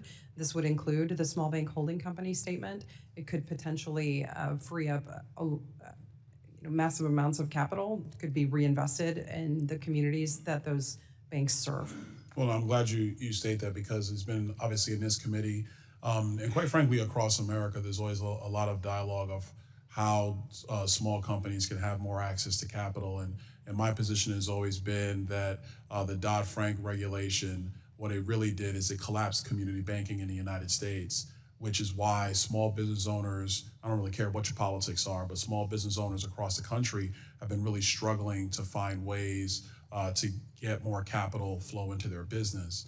And I think it's important for the members of this committee in particular, but for everybody on Capitol Hill, to really understand that heavy-handed financial regulation that is impacted, has a major impact on community banks, directly diminishes the ability for a small business to be able to get that loan or get that working capital line of credit to expand their enterprise. So I'm glad that the Fed is taking that matter very seriously. Comptroller Gould, the OCC has been very active in reviewing fintech and digital asset related charters. What principles guide your evaluation of these non-traditional applicants? Thank you for the question, sir. The principles that guide are the statutory criteria and are publicly disclosed and unchanged for years and years, Comptroller's licensing manual on charters. I would note that our licensing manual, including our procedures that do guide us, are publicly stated and have been unchanged for over 5 years. Unfortunately, over the last few years, under the Biden administration, we just did not follow them. So we are now following our own publicly stated procedures again. And I think you see the results. There's a lot of interest in new bank formation in this country. It is something we should celebrate, not be afraid of. It is what drives economic growth in your community, in your state, and across this country. And as Secretary Bessent has said, it's critical to our economic security to have this economic growth. Well, to piggyback on that, obviously there was a lot of, I would say, issues in the Biden administration at the OCC, and a lot of, quite frankly, creating reputational risk for the OCC. Like, what actions have you guys taken to combat debanking efforts and to remove that reputational risk from supervisory programs? Thank you, sir. So one thing we did together with the FDIC was literally excise the use of reputation risk in our supervisory process. We excised it from our regulations. We have also been working on implementing the president's EO on debanking. We are into what I would call the transaction testing phase, where we are investigating the largest national banks and allegations of debanking to confirm whether or not they actually happened, what might be a legal theory of liability to address them. So we are well advanced in that process, and as I noted in my testimony, we will follow the facts where they lead us. Well, I really appreciate that, and Mr. Hill, sorry I wasn't able to get to you. Nice podium, by the way. But it is something that is critical. I think it's important for the American people to understand you do not want agencies of our government picking and choosing who gets to operate in our financial economy. It has major chilling effects on the future of our economy, and we're the most stellar nation in the world. We need to remember the principles that got us there. Thank you guys for being here. I yield back. Gentleman yields back. The chair recognizes the ranking member of our subcommittee on national security, Ms. Beatty of Ohio, for 5 minutes. You're recognized. Thank you, Mr. Chairman and Ranking Member, and thank you to all of our witnesses today. Let me start with you, Vice Chair Bowman. There have been reports about reduction in supervisory staffing and resources, which I find deeply concerning. How much has the Federal Reserve reduced its banking examination staff over, let's say, the past several years, and what was the reason for those cuts? Budgetary, supervisory strategies, et cetera. Congressman, thank you for that question, and I appreciate the opportunity to clarify. We have not reduced our examination staff at all. They are all resident within our reserve bank structure across our 12 reserve banks. We have about 4,000 staff that work within the 12 reserve banks. Where we have focused Is that adequate? Sorry? Do you think that's adequate? Oh, I think as we're looking at the expectations that we have across the banking system going forward, it may be too few. I don't expect that it's too many, certainly. So we'll have a better understanding of that as we're moving forward and reviewing our footprint within the reserve banks. Let me ask you that if we think it leans towards, certainly it's not too many, how are fair lending examinations being impacted by that number or staffing cuts? We think at this point, because we have seen some consolidation and we have fewer banks that we oversee over time, that I don't expect that we will reduce that number, certainly. We certainly will need to refocus some of the work that we do because of the complexity of some of the services that are being offered or will be offered in the future, including AI, cyber security, a number of different innovations that likely will begin to be offered within the banking system because of the Congress passing the Genius Act and other actions. So I think more to come on that, but we're certainly looking at that very closely. Okay, thank you. I'm going to move on. Mr. Hill, we'll go to you to make it worth you standing there. We want to make sure that we include you. But let me start. I want to talk about CRA, Community Reinvestment Act. As we're approaching 50 years from the inception of that, I am a big proponent, in full disclosure, been around for a while. Prior to being in Congress, working with financial institutions to make sure that that is a standard, because as you know, it includes the community, an evaluation, for lack of a better word, process to make sure that financial institutions are making an investment.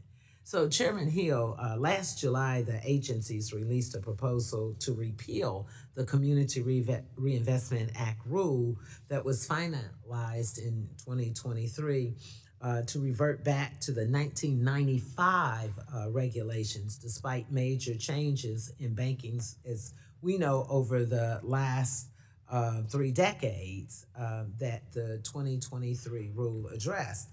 Certainly we know Chairman Powell, then Chairman Powell, was very supportive, and he was an advocate of modernization or modernizing the rule. And so I've had a lot of time of working with folks like you, your predecessors, and he on that. So does your agency also said that you decided against undergoing a regulatory process to change the CRA regulations further? You want to talk about that in any way, Mr. Hill?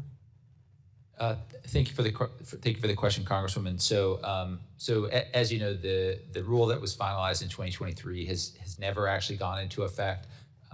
It was ruled by a federal court judge to have exceeded the statutory authorities.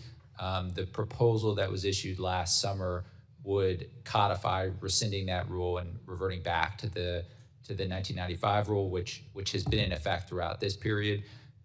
We have been evaluating a range of possible options for next steps, which includes both finalizing the proposal from last summer, but also considering other options for proactive reforms. And that's something that we continue to consider, and I think are likely to decide on a path in the near future. Does that mean that I could assume that you're not in favor of keeping the regulations the same? I mean, come on, it's 2026, that we're gonna stay with 1995? That can be a yes or no, because my time's gone right. I think we recognize that there are a lot of flaws in the 1995 rule, and so considering options for a new approach are things we're considering. Thank you, and thank you, Mr. Chairman. I yield back. Gentlewoman yields. The chair recognizes the gentleman from North Carolina, Mr. Moore, for 5 minutes. Thank you, Mr. Chairman. You know, in the last administration, prudential regulation drifted away from its core statutory mission of protecting safety and soundness towards subjective judgments and political priorities. That shift has caused created unnecessary uncertainty and imposed disproportionate burdens on the community and mid-sized institutions that drive credit formation. We're now working to revive that principle of regulatory tailoring, because requirements should match an institution's actual risk profile. Comptroller Gould, the OCC has proposed reducing exam frequency for smaller banks. The House has also passed a bill that I sponsored, the Trust Act, which would raise the consolidated asset threshold for well-managed community banks that qualify for an 18-month exam cycle from $3 billion to $6 billion. How do you think that will improve the capacity without compromising safety and soundness? Well, sir, first, thank you for your efforts on the legislative front. Obviously, we can do what we can on the regulatory side to make some of these changes, but you can make them permanent. So thank you for your willingness to push that. I think the reality is simply that as we've seen, particularly post-2008, a lot of the burdens of the post-2008 crisis regulatory and supervisory framework fell disproportionately on smaller banks, really imperiling their business models. And so anything we can do to kind of alleviate that, and I think anything you can do through statute would be well taken by those banks. The reality is that, I think that we have been, at least at the OCC, have not been allocating our examiner resources in all cases that is in a way that is proportionate to the risks presented by the actual banks, particularly smaller banks. So I think you're again, I'm not familiar with all the details of your bill, sir, and happy to look at it and get back to you, but I think it sounds like what your bill would do would help us kind of constrain that. Great. One-size-all regulation has really distorted competition and discouraged institutions from growing past these arbitrary thresholds. Recognizing this need, the committee also passed the TIER Act to update the statutory tailoring thresholds and require federal banking agencies to periodically review and adjust the non-statutory thresholds as well. Vice Chairman Bowman, you've emphasized the need to strengthen tailoring across categories 2, 3, and 4. What specific changes is the Fed considering to ensure mid-sized and regional banks are not subjected to capital and liquidity requirements that exceed their actual risk? Well, thank you very much for that question. And as we very thoughtfully considered those thresholds within the capital rules that we introduced back in March, one, we're looking forward to comments to see if we've got the balance right on how we're applying the standardized approach to the non-GSIBs throughout the banking system. But we're also approaching the way that we're thinking about applying applications beyond capital as we're looking at asset thresholds throughout the entirety of the banking system. That would include the larger banks as well as the smallest banks. Very good. You know, tailoring just isn't a bank issue. Chairman Hopman, what steps is the NCUA taking to ensure regulatory tailoring for rapidly growing credit unions that may not resemble traditional models? Sorry, just in the past year and a half, we've done a true top to bottom review of a lot of regulations, some of which were outdated, some of which were counter to each other or redundant. We know that even just complying with them, doing the paperwork is an epic hassle, but we definitely want different kinds of credit unions. As an insurer, you want a diversified portfolio. We want them to do different things. So that's something that has been a struggle, but trying to have our examiners aware that doing new things in a different way is positive as an insurer. We don't want credit unions to look like each other. Last November, committee Republicans sent a letter to the federal banking agencies to ask that you undertake rulemaking to index the regulatory thresholds for the application of enhanced prudential standards, which are based on 4 categories of institutions. The Senate Banking Committee sent a similar letter earlier this year. Back in 2019, your agencies indicated that they plan to reevaluate these thresholds periodically through the notice and comment process, but that hasn't happened since they were originally sent 7 years ago, which underscores the need to index these thresholds moving forward. Looking at how the scope of the new Basel III proposal is limited to Category 1 and 2 institutions, it's clear the agencies will continue to rely on the EPS categories and other prudential regulations, which further highlights the need for indexing. So, Vice Chair Bowman, you've given many speeches and testified before this committee in support of adjusting these kinds of fixed thresholds, and how, in the absence of indexing, firms with stable growth and no change in risk profile can cross asset thresholds and become subject to increasingly complex regulatory requirements and supervisory expectations. I believe Chairman Hill actually asked you about this when you testified last October. So can you give us an update on timing for when you and the other agencies will go through rulemaking to index the EPS thresholds? We're currently working on that, hopefully in the near future. Okay. Any idea of a timeline? I really don't want to commit to a timeline because I have a board that I have. Gentleman's time has expired. Understood. Thank you. And with that, I yield back, Mr. Chairman. Thank you. The chair recognizes the ranking member of our task force on monetary policy, Mr. Vargas of California, for 5 minutes. You're recognized, sir. Thank you very much, Mr. Chairman, ranking member, and of course the witnesses. Thank you for being here. I think that earlier it was stated that Chairman Powell, during his testimony here, agreed that there was, quote, out of control spending. Chairman Powell never said that, never agreed to that. What Chairman Powell said that federal spending was, quote, on an unsustainable fiscal path. And the reason I say that, I think that even though Chairman Powell is a Republican, even though I don't agree with him on many things, he's a very honorable and very good person. And I hope we don't put words in his mouth that he didn't say. And we don't create this aura about him that he isn't. I mean, he's a very honorable guy. Again, I actually don't agree with him on many things, but he's a very honorable guy. And I guess that's one of the things that I found disturbing here today. We hear from witnesses today here who are professionals, people who have been appointed, and they use terms like unelected bureaucrats. The unelected bureaucrats do this. The unelected, that's the jargon of politicians. And in fact, I asked AI about that. And this is what AI said. The term unelected bureaucrats refers to career civil servants and government administrators who implement and manage public policy, but do not face voters at the ballot box. In modern political discourse, the phrase is frequently used as a pejorative shorthand to describe the perceived lack of democratic accountability and regulatory overreach. Now, it's interesting because I've been an elected official for almost 30 years. I've faced the ballot box a lot, including yesterday, and of course I did very well, and I thank the voters of my district. Thank you very much. But let's have some respect for the professionals that do their jobs. And let's not have politicians doing professionals' jobs.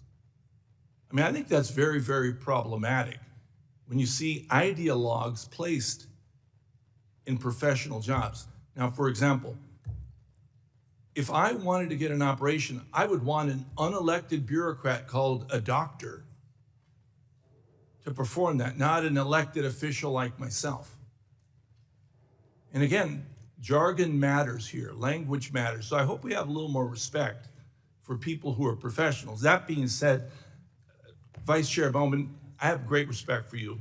Don't always agree with you either, but I do want to ask you about private credit. I'd ask this. Banks have significantly increased their involvement in the non-bank private lending arena, which has led to some concern about spillover contagion and risk posed by the strong interconnectedness within our economy. In an analysis the Fed staff published in May of last year, they wrote, the lack of transparency and understanding of the interconnectedness between private credit and the rest of the financial system makes it difficult to assess implications for systemic vulnerabilities. Now, could you comment on that? Because I do have some concern about that. There's some gap in data. What have you been able to do, or what are you looking at? So this is an important issue that we've been looking very deeply into and trying to work with our regulated financial institutions to get a better sense of what the bank investment is into the private credit space. And since it's quite opaque, it's difficult to know. We have seen a rise in the investment from banks into NBFIs in particular, but it's been very difficult for us to have a clear understanding of where those funds have been flowing. Earlier actually last month, we introduced a data collection to assist our ability at the Federal Reserve through our supervisory work to understand exactly where those investments are going outside of the banking system into the NBFI space that will allow us to better understand and see more transparently how bank funding is being used within the non-bank space, particularly private credit. Do we have concerns, though, of where it is today? I mean, is this going to pose a problem? Because the numbers are big. Right. Well, I gave a speech about this at Stanford a few weeks ago, where it's a very small proportion of the lending categories within the banking system, but it is something that we need to know more about because it's very opaque, and which is exactly why we're asking for more information from our regulated institutions. Okay, thank you very much. And again, Mr. Chairman, I hope that, again, professionals use professional language instead of political language. Let the politicians be the politicians. You guys be the professionals. Thank you very much. And with that, I yield back. And the gentleman yields. The chair recognizes the chair of the House Republican Conference, Mrs. McClain of Michigan, for 5 minutes. Well, thank you. Thank you all for being here. Appreciate your time. I want to talk a little bit about debanking, which is very concerning for me. For years and years, we heard horror stories about how regulators have pressured banks into cutting off businesses with industries that liberals don't like. Let me give you a couple facts. First, it was Operation Checkpoint, where Obama administration tried to pressure banks into not doing business with firearm dealers. Then the Biden administration launched Operation Checkpoint 2.0, where they pressured banks to pause services with cryptocurrency companies. Even the first lady and the president's own son got denied a bank account. Extremely concerning for me. So what I'd like to understand is a little bit of history on how we got there. So Secretary Bowman, or Ms. Bowman, can you explain how the guidelines encouraged banks to evaluate reputational risks, how that gave way to this issue of debanking? Well, Congresswoman McLean, first of all, it's nice to see you again. We visited a few months ago about mortgages, which Yes, we've I made some appreciate. progress on. But on this issue, during the first Operation Choke Point, I was actually a banker and was subject to scrutiny from the then FDIC, sorry, Chairman Hill, about the activities that we had. And it wasn't just limited to the activities that you mentioned. We were scrutinized based on check cashing services and standalone ATMs and other types of businesses that some of our customers were engaged in at the time. It is an inappropriate use of supervision to eliminate certain customers from the banking system. And it's something that we feel very strongly about. Clearly, the president issued an executive order on this, and we're all working to ensure that that's no longer a part of our supervisory processes. And that leads me into my second question. So thank you for that. So I know this is a top priority of the president. What actual steps have been taken to put a stop to this? So if you'd like me to continue, please. We just last week, I believe, we finalized a regulation interagency to remove reputational risk from the work that we do at the Federal Reserve, or across the banking agencies. At the Federal Reserve, we've also removed references to reputational risk from all of our guidances and our supervisory materials to ensure that that's not used as a basis for supervisory activities or criticisms going forward. Or discrimination. Absolutely. I would say that. Let's look internally now. What do we as Congress need to do to make sure that this discrimination doesn't continue to happen? You again. Well, I could keep going on that. I think it's important to recognize that putting people in roles that are responsible for supervision of banks need to have some experience within the banking system, and either as a supervisor or as a banker, to ensure that we're not bringing ideology into the work that we do and that we're enforcing the law. There are already laws on the books about anti-discrimination. These are not activities that we should have been engaging in from a supervisory perspective. So I'm going to switch. Thank you. I'm going to switch to Mr. Hopman.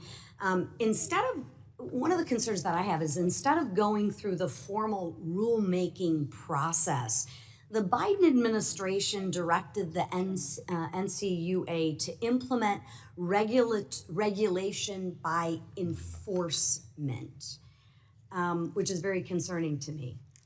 What is the NCUA doing to put a stop or an end to this? Yeah, regulation by enforcement to me is unethical.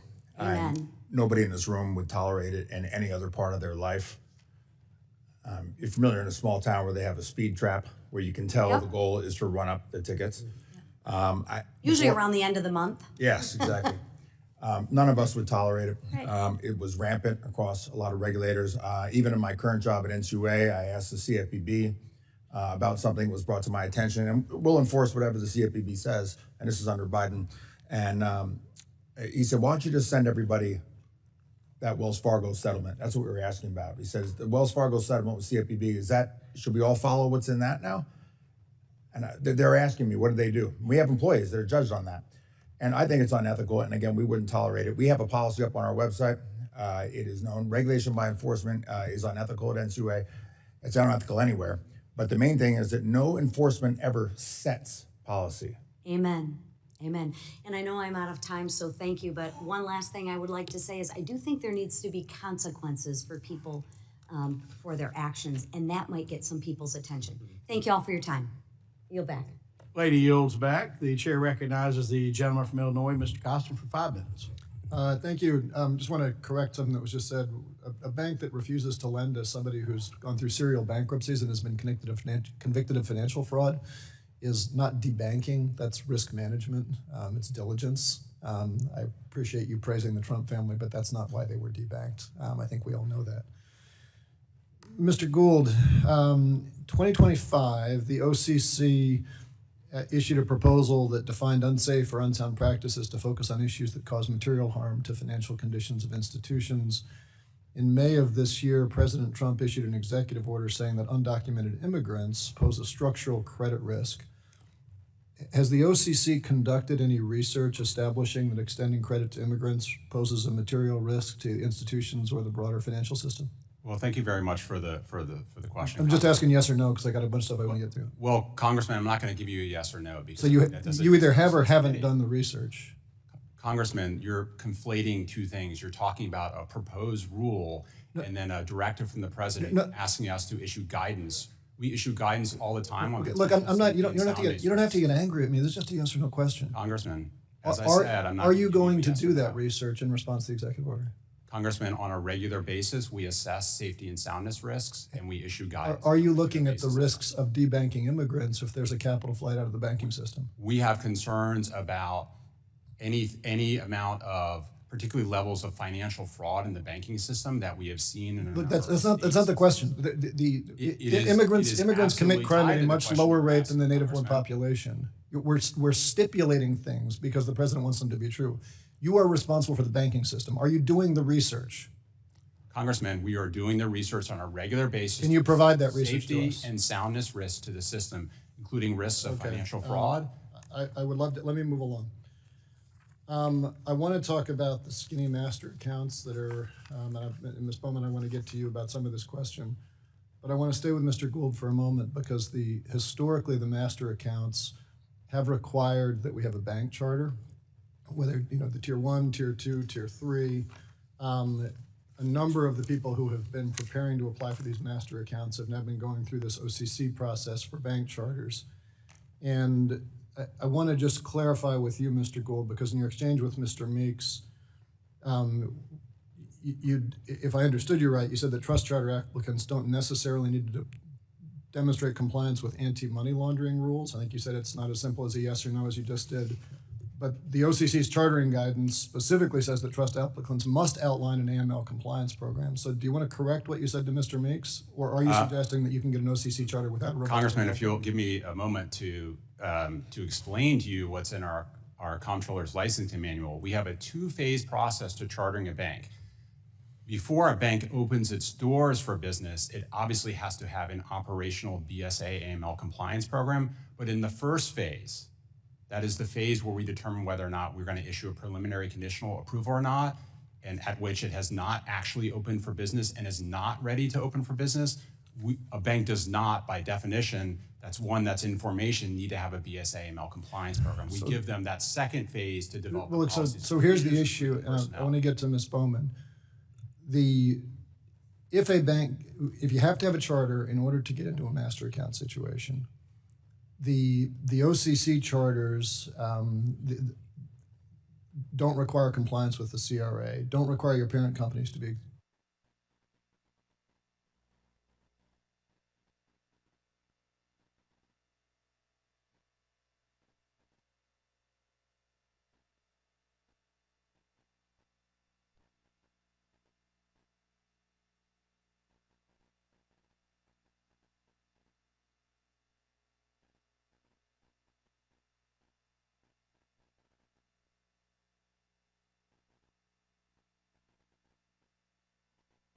subject to the Bank Holding Company Act. There are lower protections that are in there. And if you've got access to these master accounts, skinny or otherwise, you can move money through the system much more quickly. And the concern would be if you've got people who can move that money, but don't otherwise have the kind of AML protections that we want to have in the system. So are we confident that this process, if it's too difficult for Mr. Gould to give a yes or no, do they have the same equivalent AML that other charter banks will have? How are we protecting against making sure that people who get these skinny accounts can't use that as a way to bypass some of our AML protections? Well, that's a good question. I do want to recognize that one of my colleagues, Chris Waller, is responsible for payments on the Federal Reserve Board. I do serve on the committee for payments as well. We did just issue a proposal, publish a proposal. It does require BSA AML requirements as a part of that analysis. So it is not entirely accurate to say that there's no requirement for BSA AML procedures. There's also not necessarily a requirement for a chartered entity to be able to qualify for a master account, especially for one of the limited purpose ones, as we call skinny master accounts. Okay, I'm out of time. May want to follow up with you, but Be happy to understand the follow up question. with you on You that. go back. Gentleman yields back. The chair recognizes the gentleman from the great state of Iowa, Mr. Nunn, for 5 minutes. Well, thank you, Chairman Moore. Appreciate that. And thank you very much for this panel being here today. I want to highlight, folks back in Iowa right now, as a Midwestern gal yourself there, Ms. Bowman, community banks, credit unions, they provide the loans that keep us all farming.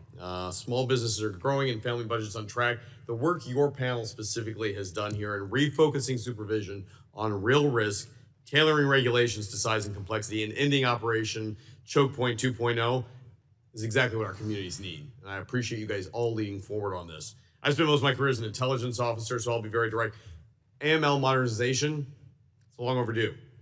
Every year, financial institutions file more than 4 million suspicious activities reports, or SARs, 20 million currency transaction reports, yet fewer than 1% of these SARs has led to an investigation, and only 5% of the CTRs are ever accessed by law enforcement. I think we all see the result of this. That is millions of reports, billions of compliance costs, and very little actionable intelligence to be able to go after. I would offer we need to be shifting quantity for quality in this area. In April, a joint AML-CFT proposed rule was a meaningful step forward, but real reform requires enforcement that evolves alongside the rules. Comptroller Gold, Chairman Hill, Chairman Hepton, can you provide a commitment for basically helping us enforce this? I think we're all on the same page here. I just want a verbal here that we're all committed to making sure that that level of compliance goes forward. Chairman Gold? Yes, sir. Yes, we're happy to work with Maine Treasury and FinCEN. Absolutely. Good. Look, I think, Chairman Gold, you highlighted here that this is a matter of national security as well as what we can do on economic security. The specific changes would allow a community institution to redirect compliance resources towards identifying genuine threats and bad actors. With that, I want to highlight something that my colleague across the aisle, Mr. Kasten, raised a number of issues with you, Mr. Gold. I want to give you first an opportunity to respond. I think you got cut off there. And then also talk about what we're trying to do on the enforcement side moving forward.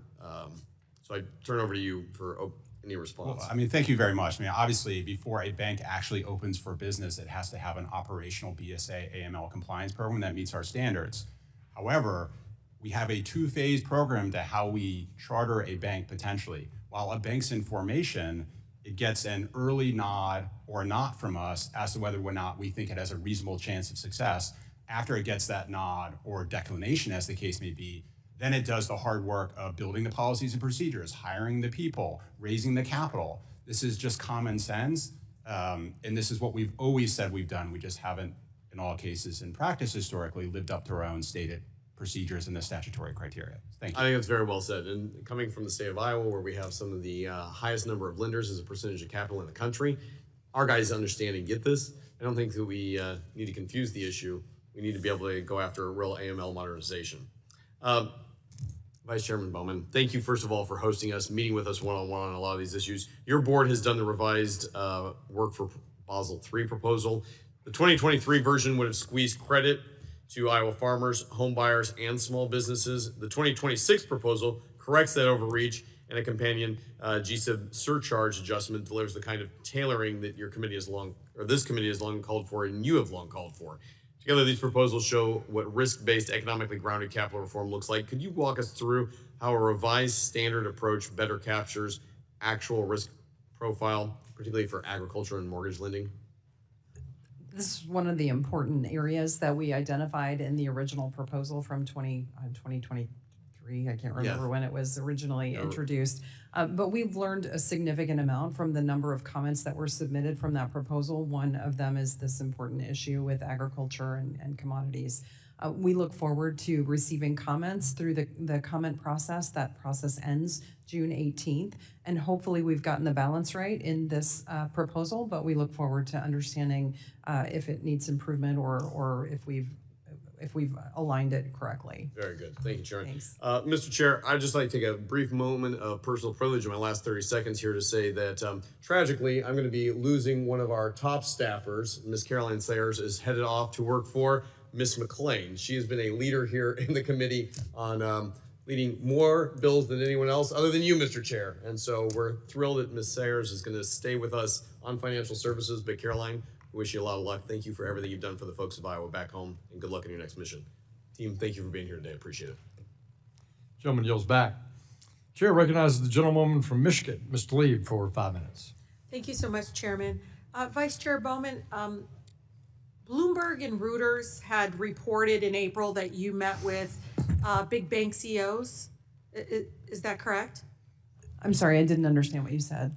Bloomberg and Reuters had reported in April that you met with big bank CEOs like including JP Morgan Chase and Goldman Sachs to direct their commenting strategy with Basel Bank.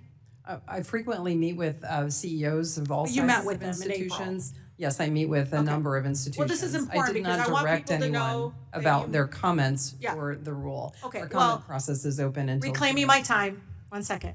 I'm trying to explain to the public that you meeting with them is actually could be unlawful. I would like to submit for the Actually, record that's HBO, not accurate. HBO They're versus supervised FCC, institutions. We meet court with them case for regularly. the, record. Without objection. It's Thank our you. responsibility Bank to capital meet with is the CEOs of cushion our that I know, but let me regulated finish. Let me explain myself. I said I think it could be unlawful, so I'm just going to explain myself. Okay, I don't, but it's. I mean, if you were a resident of mine and you know that you met with the big banks, and right now it was reported that it was around commenting strategy regarding Basel Bank, you can say no. That's fine. Now, public commenting process is to promote transparency, to gather outside expertise and information. The purpose is not for regulators to increase their influence and manipulate the process. That's why HBO versus FCC is important here in the case law. In there, it says, quote, 1977 case, DC court ruled that once a proposed rule has been noticed, which it was,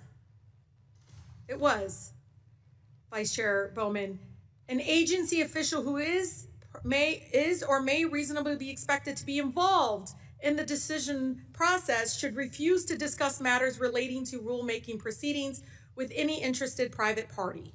So that's what I put into the record. I just want to notice that I believe there are some, concerns in regards to that. And I'll have you comment in a minute.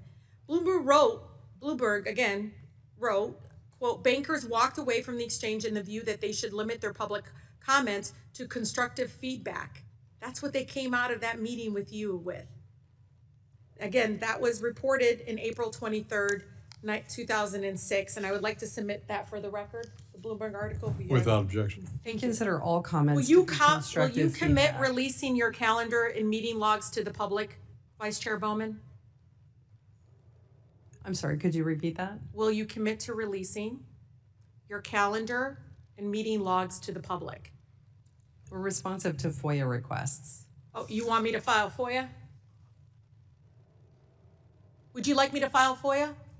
If you'd like access to material from the Federal Reserve, that's the general. So the meeting did happen, at least you acknowledge that. I'm not sure what meeting you're referring to. I am referring to the meeting. Like I said, I meet with bank CEOs I am referring to the meeting all the time. In April, you met in April 2026. Did you meet with JP Morgan Chase and Goldman Sachs, yes or no? Most likely, yes. Yes, you did. You actually acknowledged earlier you did. I don't know if you realized that. I meet with bank CEOs on a regular basis. I know, but I'm just trying to explain to the public and educate them that these are not inappropriate we have to follow the process. It's my responsibility as the oversight. Vice Chair Bowman, I'm not the one who ran to Bloomberg and told him that somebody told them to have constructive feedback. I think if you've ever read a Bloomberg article, you'd know that they're not always accurate. It doesn't matter. In fact, look at the rarely court record, accurate, follow the law. particularly those reporters. Vice Chair Bowman, turning to related concerns, Section 171 of the Dodd-Frank Act, also known as Collins Amendment. Smile all you want. People don't trust that kind of stuff. Created minimal capital requirements, y'all. One is large banks face stronger requirements than smaller banks. Two, capital requirements cannot be weaker than those in place at the time of Dodd-Frank's enactment. So serious questions here. Vice Chair Bowman, or maybe Chair Hill, did your agency consider Collins Amendment? If so, why did you not disclose your legal analysis? We're confident that our proposals are in compliance with the Collins Amendment, which requires that large bank capital is higher than that for smaller banks. Okay, great. If that's true, then will you commit to publishing the Federal Reserve's legal and quantitative analysis of the Collins Amendment compliance before issuing the final rule?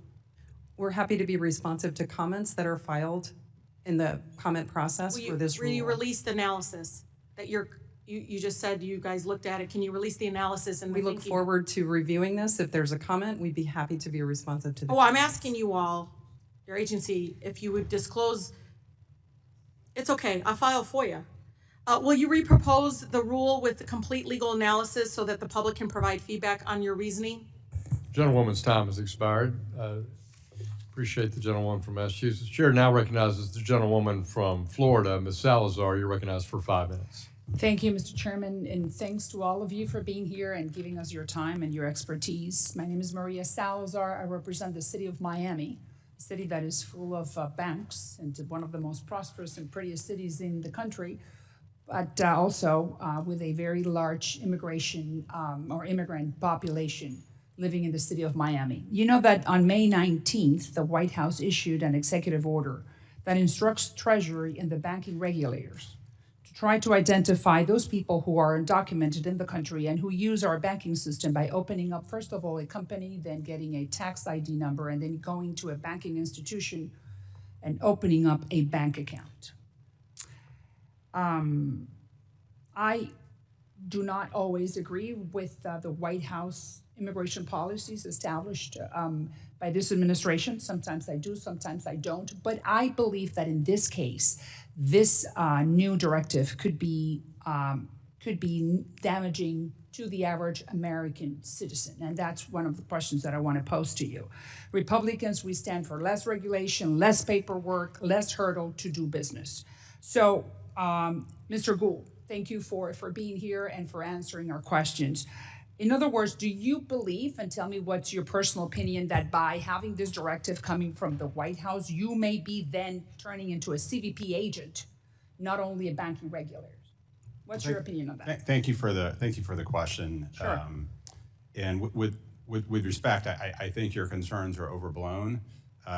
They are overblown? Overblown, yes. Okay, ma'am. and tell me why. I'd be happy to tell you why. As a supervisor of the U.S. banking system, I expect it not to be used to facilitate illegal activities, whether it be financial fraud or money laundering or anything of that nature. That is a long-standing obligation that we impose on banks. And I think it is an expectation that every American citizen has of its U.S. banking system, that it not be used for these things. As we've seen, fraud is so rampant in this country, particularly in certain states and localities, the president actually had to convene a task force to address financial fraud. And I agree with you in that regard that the banking institution cannot be used by others who are not American. But then reality could be, theory may not be practice. How can you make sure that the average American will not be affected by now establishing another layer of regulation? Well, ma'am, a couple of things. Obviously, we at the OCC are certainly sensitive to regulatory burden in this area, as we are in all other areas. The OCC and Financial Crimes Enforcement Network and the federal banking agencies more generally expect banks to know their customers. That is an existing and long-standing statutory and regulatory obligation. Banks have flexibility in the documentation that they use to establish the identities of their customers. So we look forward to working with banks of all sizes to make sure that they continue to have flexibility to know their customers for these purposes. But don't you think that flexibility, that obviously the banking sector does not want any type of issues with the government? Let's put it, I mean, you guys want to follow, or the banks want to follow what the new laws are. So if I ask you, how much money will this be costing you? How many more individuals or regulators you would have to be hiring, or compliance agents, I should say, in order to satisfy the regulators' desires? I mean, it's more money, it's more paperwork. That's the bottom line. Am I right or wrong? Well, again, I think it depends upon how banks are going to establish compliance with guidance that we have yet to even issue. So I think it's probably appropriate to withhold judgment until we've actually done the work, working with Secretary Besson and the other federal bank agencies to actually issue guidance pursuant to the EO. So what you're telling me is that you're not concerned with this new directive coming from the White House, that this could create another burden, more paperwork, more money, more cost for the average banking credit union. That's you're telling me. You're not concerned. I think I think the president's EO is a common sense reaction to well understood and documented concerns that we are seeing in terms of a rise in financial fraud, money laundering, et cetera. And from my perspective, as a safety and soundness supervisor, I do want to make sure that the banks I supervise understand the nature of the financial risks that their customers may pose. But then what is the difference between now and my time is now and before? We were always in the business of making sure that El Chapo does not have access to our banking system. But what is the difference between now and before May 19th? And with that, I close. Ma'am, I would just say that this EO focuses us on a well-known and understood issue and directs us to issue guidance directly addressing it. We customarily Gentlewoman's time has expired. Right. Thank you for your time. Chair recognizes the gentleman from South Texas, Mr. Gonzalez. You're recognized for 5 minutes. Thank you, Mr. Chairman, and I'd like to thank everyone for joining us this morning. My question is to Ms. Bowman. Ms. Bowman, the Merchant Banking Modernization Act reflects a bipartisan recognition that current merchant banking rules no longer align with today's economic realities. Under the existing framework, financial holding companies are generally required to divest merchant banking investments after 10 years, even though many of these projects, particularly affordable housing and commercial revitalization and energy infrastructure, often require longer timelines to become financially viable. Rising interest rates, inflation, labor shortages, and supply chain disruptions have only extended development timelines further. This legislation received bipartisan support in the House Financial Services Committee because members on both sides of the aisle believed providing greater certainty and the flexibility would help facilitate long-term investments in projects critical to economic growth and community development. Do you, ma'am, believe the Federal Reserve should consider providing more consistent flexibility around merchant banking holding periods rather than relying on a case-by-case extension to better support these long-term investments? Well, thank you for bringing up this important issue. I appreciate your concerns and would be happy to take a closer look at your bill and perhaps have a conversation with you about ways that we could consider addressing your concerns. Thank you. I would like to do that. Thank you. My next question is for Mr. Hopman. Mr. Hopman, thank you for joining us. I want to take a moment to highlight the critical role critical unions play in South Texas, where they provide access to credit for veterans, small business owners, and working families who might otherwise be left behind as a traditional banking system. As someone who has proudly championed this work, I'm honored to lead HR 507, the Veterans Member Business Loan Act, HR 1791, the Increasing Credit Union Lending for Business Growth Act, and HR 7647, More Opportunities for Homeownership Act, alongside my friend, Congressman Brian Fitzpatrick.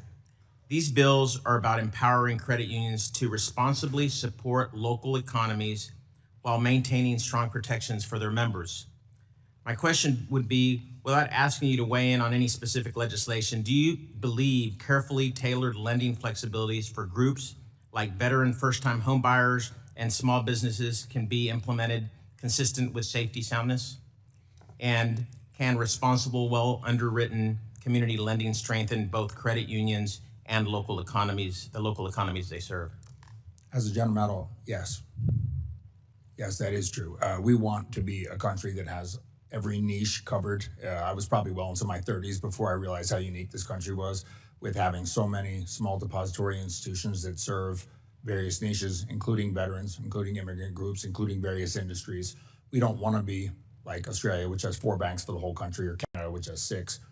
We want to have all of these niches that are stable. And I think we're a better, more prosperous country because we do have banks that know soybeans and credit unions that know the Broadway industry in New York, for example. So we want to have every nook and cranny of this country covered with a financial institution that meets its needs. Thank you. And I agree with that. Thank you, and I yield back. Gentleman yields back. The chair recognizes the chairwoman who chairs our Capital Markets Subcommittee, Ms. Wagner. You're recognized for 5 minutes. Thank you, Mr. Chairman.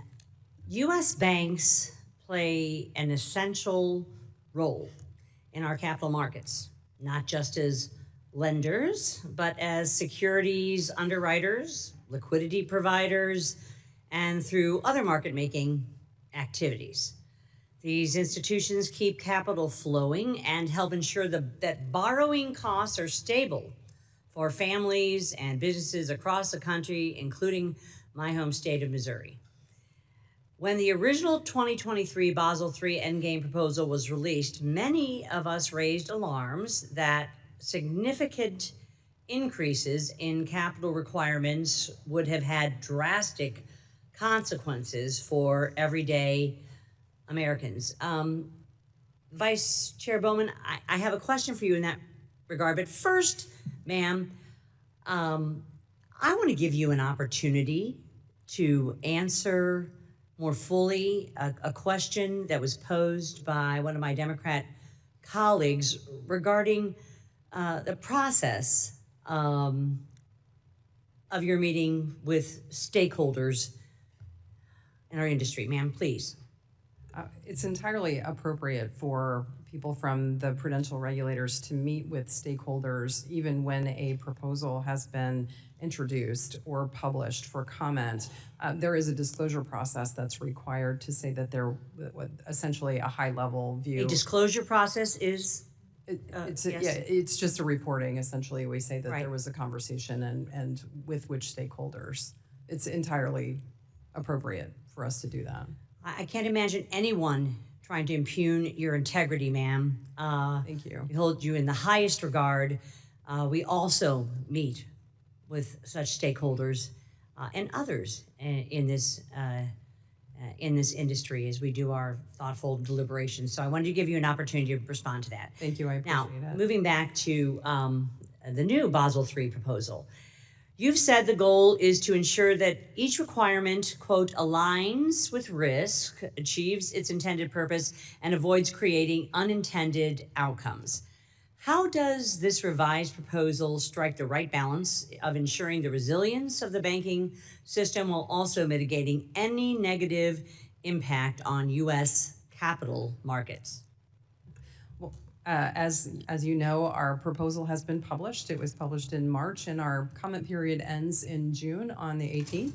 We look forward to feedback on whether or not we've struck the right balance, especially with respect to capital markets. They're critically important to the U.S. economy and its functioning, and we want to make sure that nothing we do is impairing their ability to serve their customers and the U.S. economy.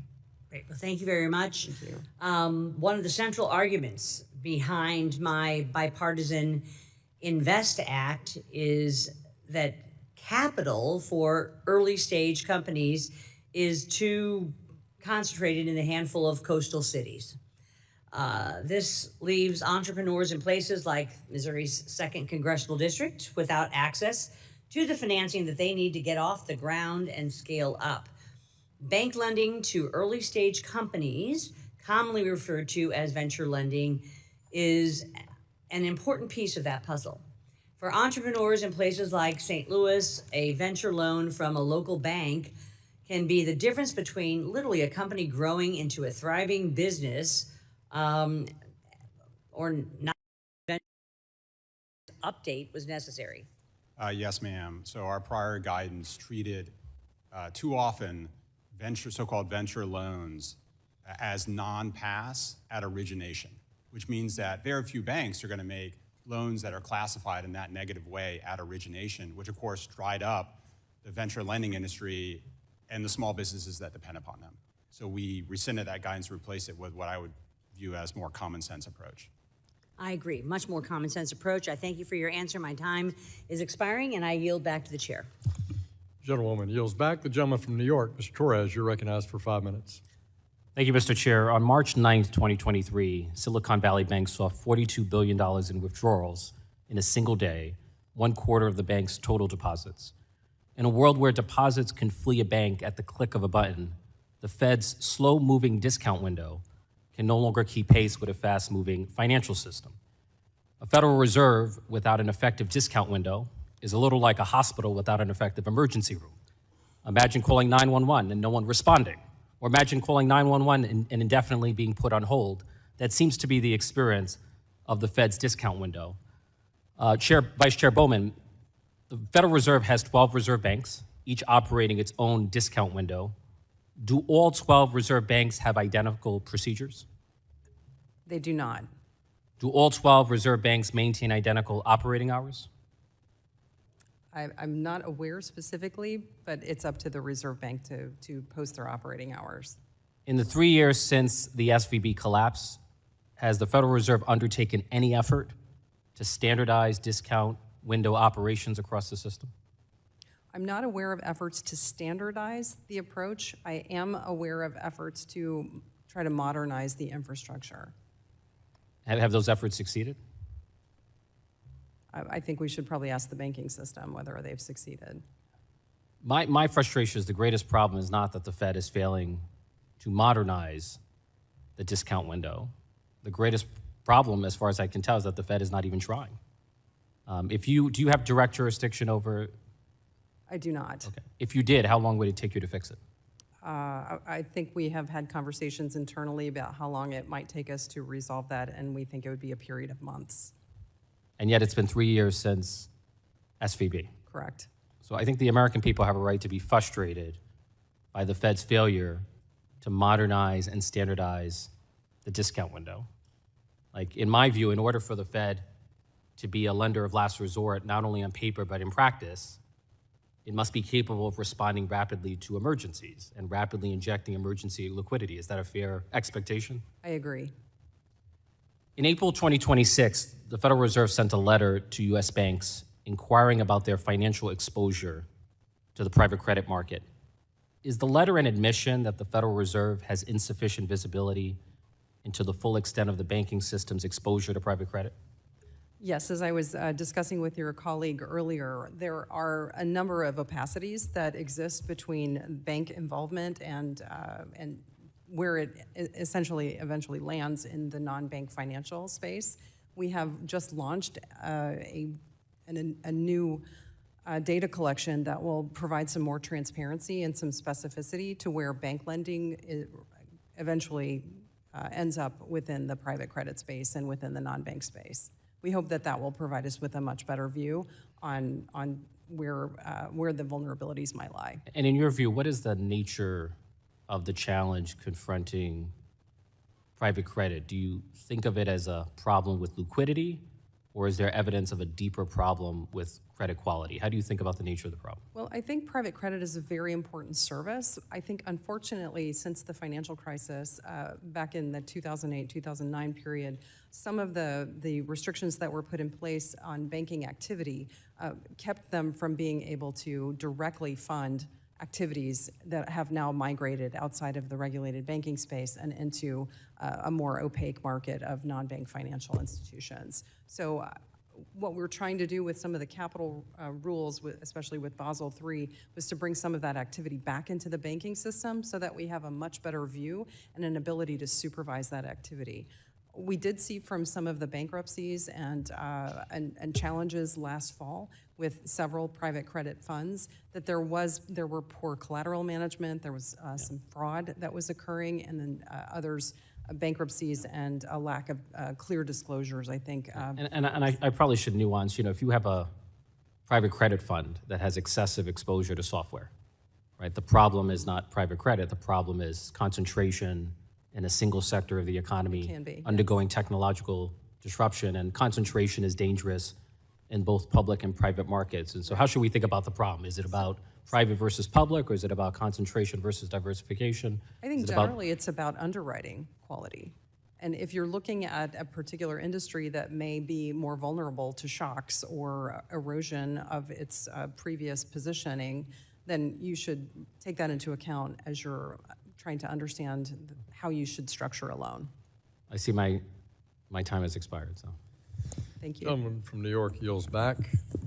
The chair recognizes, last but certainly not least, the distinguished chair of our House Subcommittee on Financial Institutions, Mr. Barr of Kentucky. You're recognized for 5 minutes. Thank you, Mr. Chairman, and thanks to our witnesses today for the good work that all of you all are doing. And Vice Chair Bowman, let me start with you, and I want to follow up the line of questioning from my colleague, the Vice Chair from Michigan, Mr. Heising, about the external review that you have commissioned. And you commissioned that review of the supervisory and bank management failures that led to the 2023 collapse of Silicon Valley Bank and other institutions. You cited the inadequacy of the Fed's previous internal review, led by your predecessor, Michael Barr, which was overly focused on non-core issues. The question I have is the consultant that you hired to conduct that external independent review, are they receiving the cooperation that they are owed by the regulators at the Fed? My understanding is that several people have refused to be interviewed. Okay, that's very troubling to me. Congress wants answers.